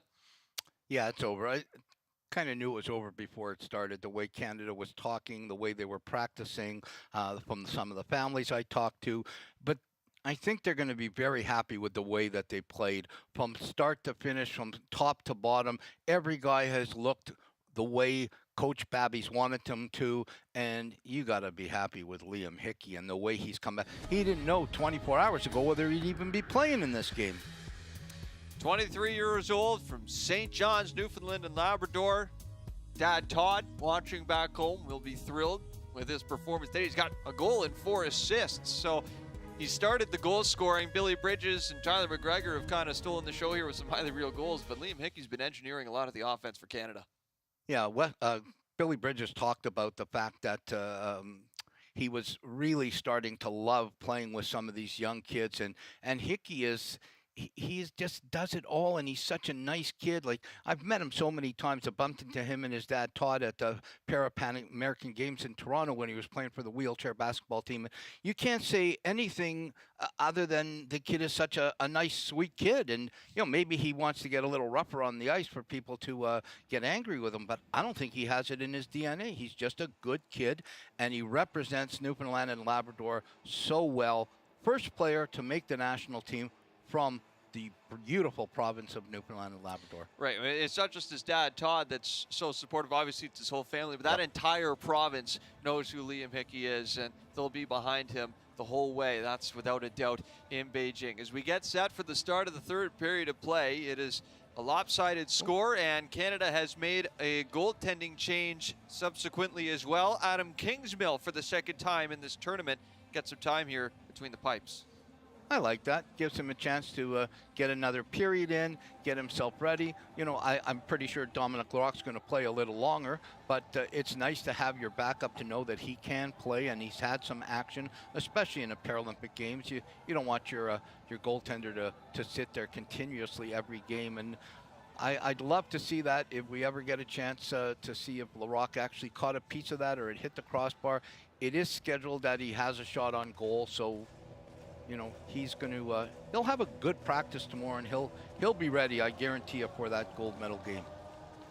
So Adam Kingsmill is going to breathe in as much of this experience as he possibly can. It's actually the second goalie change we've seen in this game. The Koreans made their change about halfway through the second period, pulling the starter Hyuk-jun Choi in favor of Jae-wong Lee, who we figured would start this game, but here he is now. He's yet to concede a goal after Canada put up 7 against Choi. So underway in the third period of play, and early on right in front of the Korean bench, a bit of a scrum for it. Anton Jacobs-Webb is in there, as well as Liam Hickey. And the last thing you want to do now is get sloppy in the last 15 minutes. Don't have bad habits going into the gold medal game, and definitely do not get yourself in a position where you're going to be thrown out or injured. Back around the near side boards. This one's picked up by Young-jae Cho. Floats all the way down the ice, and the first to it is Liam Hickey. Icing is waved. Loose at the side of the net here. Hickey tries to regain control. Hounded by Siwoo Choi, as well as Seung-Hoon Jung. And finally, the puck creeps free. I don't know if you saw that, but Hickey threw a little forearm shiver there. Old school, just when I talked about how nice he is. He's trying to ruin my psychic business. Korea back in their own zone. This one sent out to Jung, right in front of the Canadian bench. Turns on the brakes, threw it around, picked off. Adam Dixon sends it ahead to center. That was very lucky. They didn't get too many men on the ice. One player was coming in the one bench, and the other was coming out the other bench, and the player coming on touched it before the player left the ice. Stopped up at center ice and shoveled behind the back there by Byung-Suk Cho. Picked right back up by Tyler McGregor. Pass didn't connect. Battle for it here along the near side boards just over the Canadian line. Played back across to the far side where Ottawa's Tyrone Henry has it. And now plays it ahead for Greg Westlake. Off on the wing, here's McGregor looking for the hat trick. And there it is. Tyler McGregor took his time on that one. He was looking top shelf the whole way and then decided to go with a changeup. Hits the back of the net, and he's got 3 in the game. And I've told some of the young guys when they're coming up and we were practicing this, every once in a while, the first 10, 15 you get, go upstairs, and you're going to get the goaltender to bite, and that's exactly what he did. He looked up, he saw the goalie's glove was ready to bite for the upstairs under the bar, and he slid it along the ice. That is the hardest. You shooters out there that are playing sled hockey or para ice hockey anywhere in the world, that is the hardest shot for a goalie to stop, getting his stick down, because you have to be ready to step up and lift your shoulders up or make that big stop coming upstairs.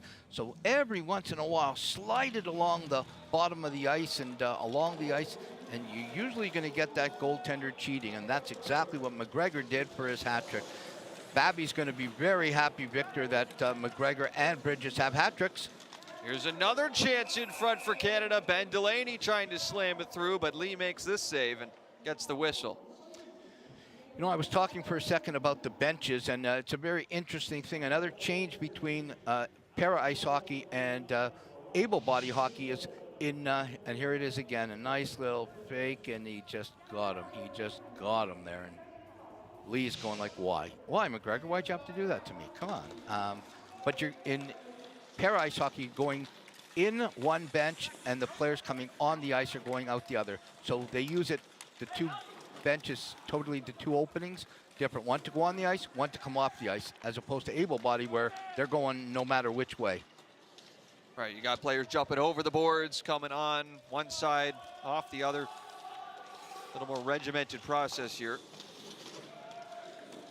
Of course, this is the same building, by the way, National Indoor Stadium, that hosted a majority of games for the men's Olympic ice hockey tournament. They had about a week and a half to make changes to accommodate the surface for Paralympic ice hockey. And a lot of people that ask me this question, Rosie, why are the Paralympics and the Olympics not at the exact time? And I'm not a fan of them being at the exact time. I like the Paralympics to be on their own, the Olympics to be on their own. You need a good 10 days or so to get the village ready, to get it set up for chairs, to get it set up for the different venues that have to be changed. I like the way it is, Victor. There's Ben Delaney on the far side.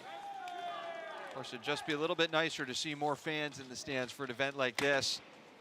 Of course, everything's changed. It's a lot different if you're overseas in China. I was for the men's hockey tournament there for about a good 3 weeks, and it's been an Olympics and a Paralympics unlike any other. I don't know what Delaney was doing there.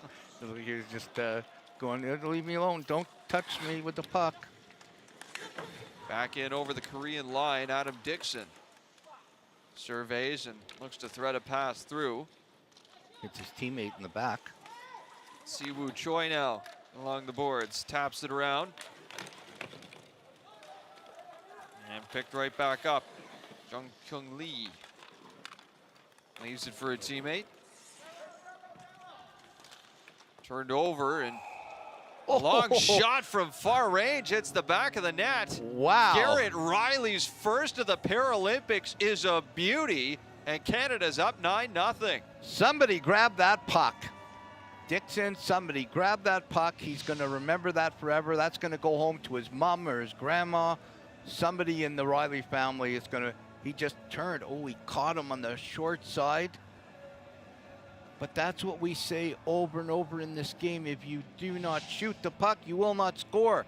And that's a perfect example. Turns around, unassisted, fires it, low, short side, caught Lee sleeping. You know, maybe Lee's thinking, oh my God, I want to get out of this game and get back to the village, have a nice sandwich and maybe a coffee. And boom, it's in the net.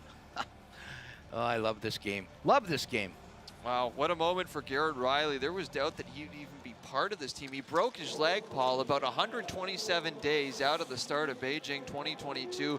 It has been a rapid and wild road to recovery for Riley to just be able to make this team with that healed leg. And now playing a part for Canada after being scratched for the first game. He's got his first Paralympic goal here against South Korea. It just shows you the heart, the absolute heart of a Paralympic athlete. Can do absolutely anything. Yeah, Riley's overcome a lot, survived osteosarcoma, diagnosed at 15 years old when he was back in Hamilton. And well, here we go, could be. Chance the other way for Siwoo Choi if he can catch up to it. He does. There's the shot, and Kingsmill makes the save. His first since coming in to start this third period. Might have to make another here as Choi looks across, and Jang can't get it through. That was a good stop. Kingsmill cut the angle down, and the defenseman forced him to take that shot. Not really much of an angle for a good quality shot, but a nice save nevertheless. So the Koreans have only officially had 2 shots. They've both been pretty good looks, though, Paul. They have almost got clear-cut chances. A little sloppy here and there, but you know what? At 9-0, let's cut the Canadians a break. At some point in a 9-0 game, you're going to fall asleep for a second. Well, we saw in the last game the United States played was in the group stage against Korea. They were up 9-0, and then they probably had what was their worst period of the tournament thus far in the third. They were outscored by South Korea in that third period, 1-0. Well, technically, they haven't scored a goal in quite a while because they haven't scored since the second period 2 days ago. Been a long wait for the United States. Yeah, they're going to probably come out very hungry against the Chinese tomorrow. This one's smothered at the side of the net. Now covered up. Absolutely. So it's a hat trick now for Tyler McGregor. Billy Bridges has one too, and Canada's up 9-0. Hey, the gold medal event's on soon. It is? Yeah. The event's about to start!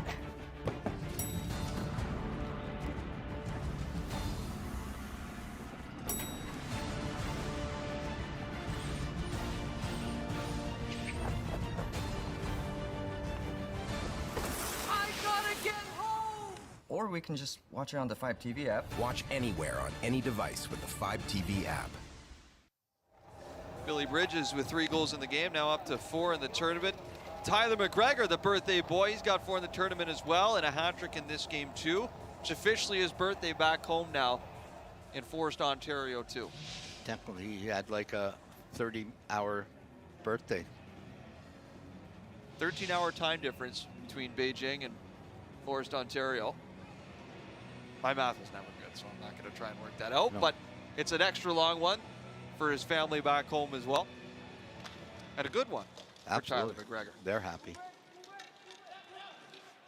Off the draw, Anton Jacobs-Webb turns it around, takes a shot, and juggled a little bit by Jae-Woong Lee, and eventually snaps that up with the glove for the whistle. Yeah, Lee does not look like he is 100% into this game, and you know, some of the great things that happened in this game. I just want to talk about real briefly that there's an 11-year-old boy, Chase McDonald from Sydney, Nova Scotia, who wanted to play sled hockey so bad, and Deb Sorley from the Sledge Connection, Facebook connection. They have 2,500 members all over the world, and they are doing some they're doing some incredible things for sled hockey players all over the world to get involved in this game. And Team Canada got a signed sweater and gave it to this young man, Chase McDonald. So good things all around in the game of para ice hockey. Here's Lou with another shot, can't get it through. Talked already a lot tonight about that younger generation. Goes even younger than the James Dunns of the Canadian hockey team as well. Got kids all over the country watching at home, and great to see so much of the country now well represented on this team, not just Ontario. As a shot from the side, scores first for Anton Jacobs-Webb of Gatineau, Quebec. I thought they were going to wave that one off right away. It looked like Webb caught that with the end of his sled and turned his sled in, similar to able body when you use your foot or your skate to put it in. Let's see this again. Oh no, it was hand. I apologize to him. What a great play. That's hand-eye coordination. Look at this. A rocket pass and just squeaks under the blocker arm of Lee. Everybody's in on this. Even the great movie Jacobs-Webb scores one. So Garrett Riley just got his first at the Paralympics this period. Anton Jacobs-Webb gets his first, originally from Gatineau, but did grow up in Williamswood, Nova Scotia. So again, the Maritimes represented a little bit there with Jacobs-Webb. Gatineau, we got to shut out one of my favorite players. I played with Jean Labonte, the Rock, captain of the team from Gatineau. He was the man of the year in Gatineau. I was going to bring up Jean Labonte, someone who mentored Anton Jacobs-Webb in the province of Quebec. Harvey Lord as well played a factor in Jacobs-Webb getting into para ice hockey. Some of the greats back in the day, the great Harvey Lord, who played for 1,000 years and was the only guy older than me when I played. He was a year older than me. We were the grandfathers definitely on the team. They did, going into Vancouver, he was 51, I was 50. We were 101 together. We were older than 9 players on the team combined. Anton Jacobs-Webb continuing to represent the province of Quebec so well. Been some great players on this para ice hockey national team over the years from Quebec, and that tradition continues with Jacobs-Webb, Antoine Lou, and of course the goalie, Dominic Larocque. Absolutely, 100%. Over to the far side, Westlake knocks his man off balance. There's Dong Xing Jiang. He still got it. Ladles it off the end boards. So Canada with a 10 spot. First time they've hit double digits in this tournament.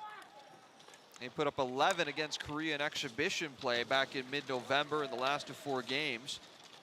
Looking for another one here as McGregor fans on the shot. Lavin gets it through, but that one stopped and covered up. Yeah, the Koreans are just hoping they can go back to old house league when we played. So a couple firsts, Garrett Riley as well as Anton Jacobs-Webb each have their first Paralympic goal, and Canada's up 10-0.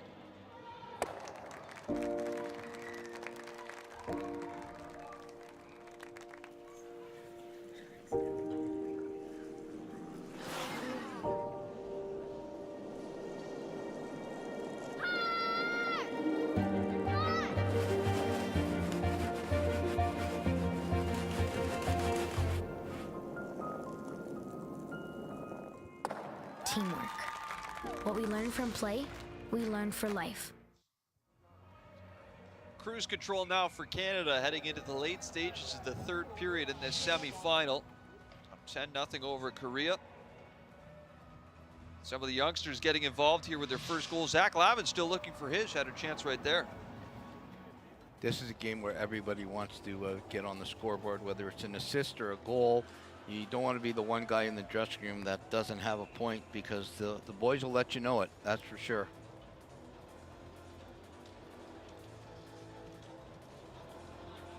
Line up here for the face-off. Canadian gets waved out. Tell us what goes into that, Paul. What would constitute a player getting waved out of the face-off dot in para ice hockey? So he can use his sled to push the other player. He can use his hand to push the other player. He can put his stick down, not on time. There's a million different things. A lot more to get kicked out of the face-off circle in para ice hockey than in stand-up or able-body hockey. Chance developing through the middle as Delaney couldn't get the shot away clean. Rather, that was Bridges for Canada. And it's held on to, covered up by Lee. Bridges wanted to slip that pass off. He maybe 10 years ago he would have gone for the fourth goal, but he's changed a lot, and he definitely wanted to set one of his young teammates up.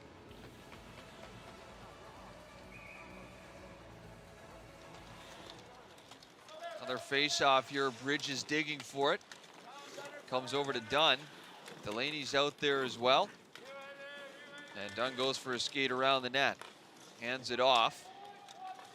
Here's Liam Hickey back behind the net. Cuts out to the far side. Left it behind. Oh, almost a beautiful finish for James Dunn on the cross ice feed. That incoming from Adam Dixon. Good thought. As Dunn stops up, plays it back down low again. I love the hockey IQ of James Dunn. Here's the pass for Bridges, looking to set up Dunn. And again, right place, just couldn't get the right bounce in past Lee. Bridges under pressure. Passes off to Dixon, leaves it for Dunn. Dunn high in the slot, off for Hickey on the far side. Tried to transfer the puck to his left side, but couldn't get the shot off.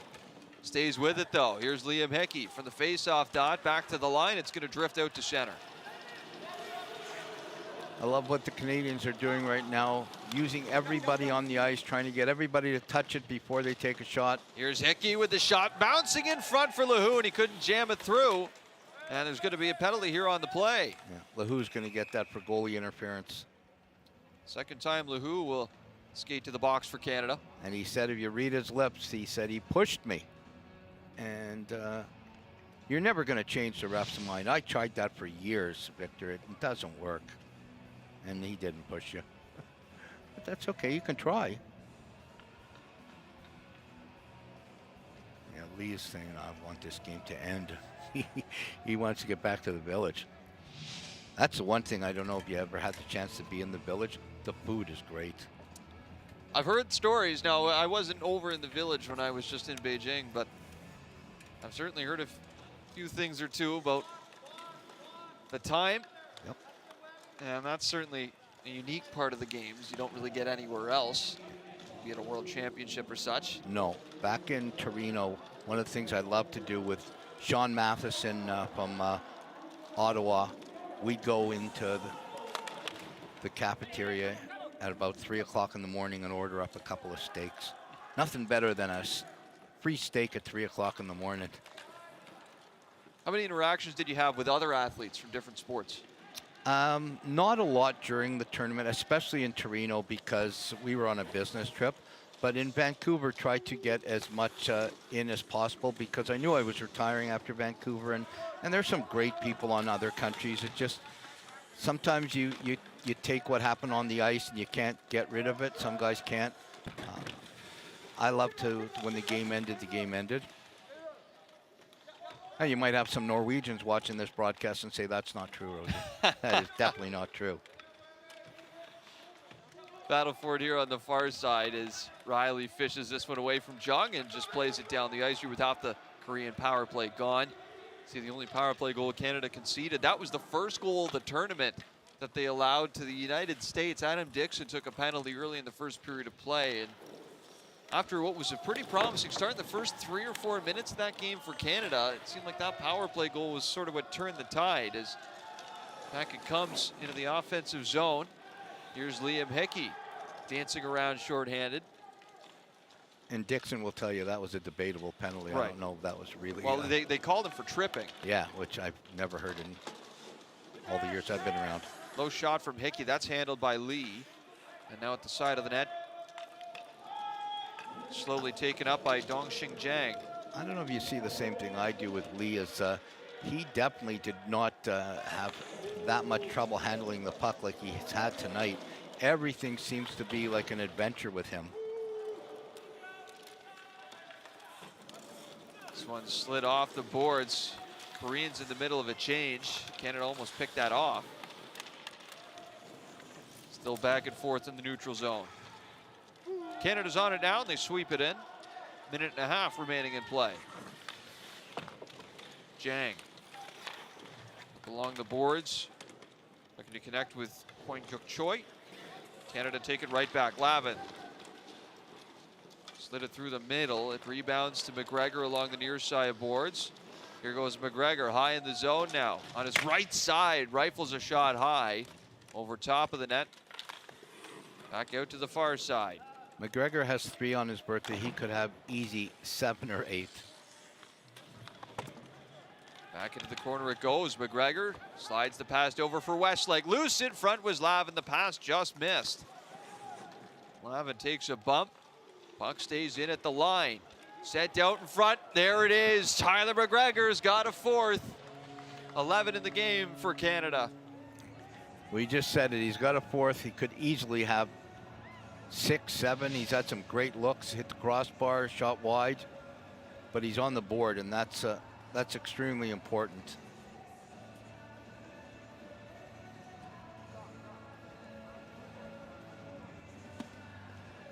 If you're Coach Babby or anybody with Hockey Canada, you have to be very impressed with the way the Canadians have played in this almost 45 minutes. They've done everything that they've probably drawn up on their whiteboard, getting ready for the game.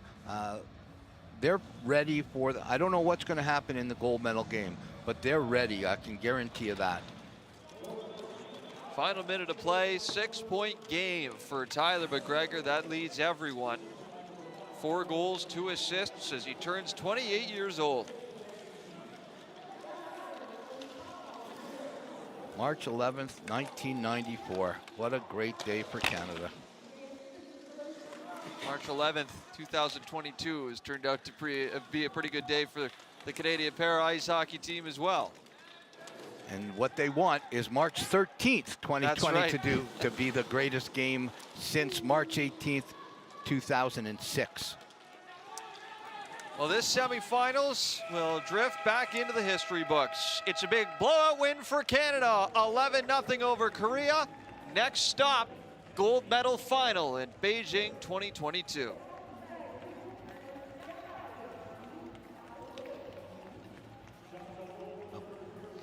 Yeah, the Canadian team really did.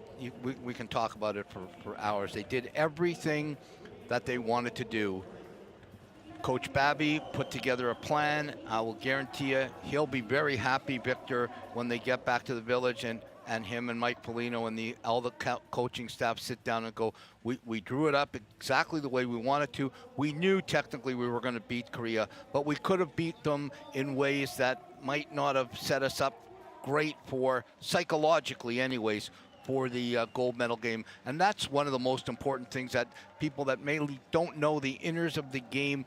You want this team prepared in the room. You want them to be every single guy, mind, spirit, and body set for that American team. Because I'll guarantee you that the Americans are back-to-back Paralympic champions for a reason.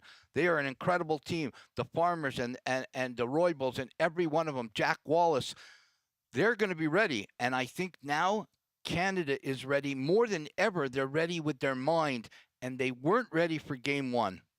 How much better is Canada now compared to game 1 against USA? Because it feels like to me, Paul, they've gotten better each game.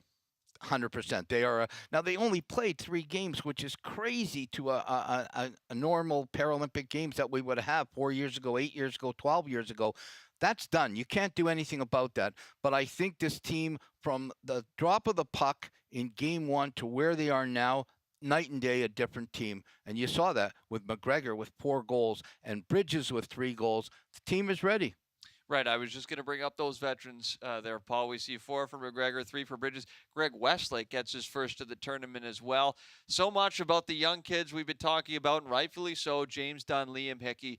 But still, for Canada, how important will the veterans like Westlake and Bridges and McGregor be for them in this gold medal final? Well, the future of this team and the future of the game is the youngsters. But the present right now to winning a gold medal, you're not going to win it without a great performance from your key guys, Bridges, Westlake, McGregor, those guys. And then, of course, Dominic Larocque has to be on his game. He's been on his game every game I've seen him play, from last year in the World Championships to game 1, even though he let 4 in. This guy will be ready to play. He's a tough competitor.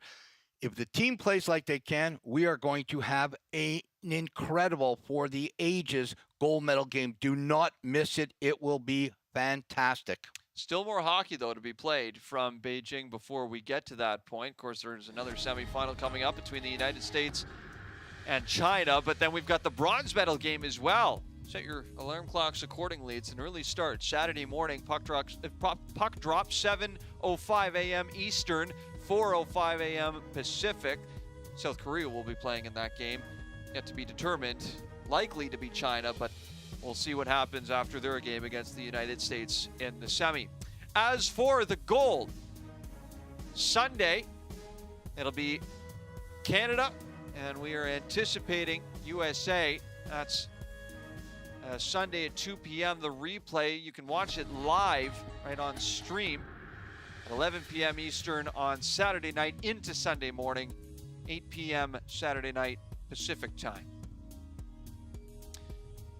Of course, we've got more Paralympic coverage for you as well on broadcast right here on CBC. You can watch the semifinal back again, Canada and South Korea. Then we've got wheelchair curling as well, a big semifinal there between Canada and China. And action gets underway tomorrow at 3 p.m. in the afternoon. Okay, Paul, mission accomplished. Canada finds himself in a gold medal final. Now for the next task, that's winning it. You feel like this team is ready to go. What's going to happen for them in about the next 24 hours or so? I imagine they're going to be watching the next semifinal, USA and China, and drawing up a game plan off of that. Well, the coaching staff will be, it depends. I played for coaches, and I played for, in my opinion, the best coach of all time in para ice hockey, and Jeff Snyder. He never wanted us as a team to watch. They watch, and then they did our video. Steve Arsenault is their video guy. So whether they watch it or not, the staff will be watching it. They will be prepared. They'll be looking at it, everything they can. Let's put it this way. The Canadians know the Americans. The Americans know the Canadians. They've played a million times. They're not going to learn much from the Americans playing the USA, playing China. But what they will accomplish is having a great team meeting tomorrow. They'll have a great meal. They'll have a great practice, and they will be prepared. This is a different team than game 1. They'll be ready. It will not be a 5. They may not win. I can't, do that. I can't tell you they're going to win, but I can tell you that they're going to come out to play better than they did for game 1. Canada's ready. You're ready. I'm ready. Let's do this. The countdown is on for the gold medal final. Still yet to find out whether it will be USA or China. They'll play in the semifinal, but we'll know here before too long if it will be indeed Canada and USA in that gold medal final. So we're all ready to go. Hope you are too, Canada. And until then, thanks for tuning in for the semifinal edition of the Canadian Para Ice Hockey Show presented by Petro-Canada. The Canadian Para Ice Hockey Show, brought to you by Petro-Canada. At Petro-Canada, we're proud supporters of Canada's coaches and athletes.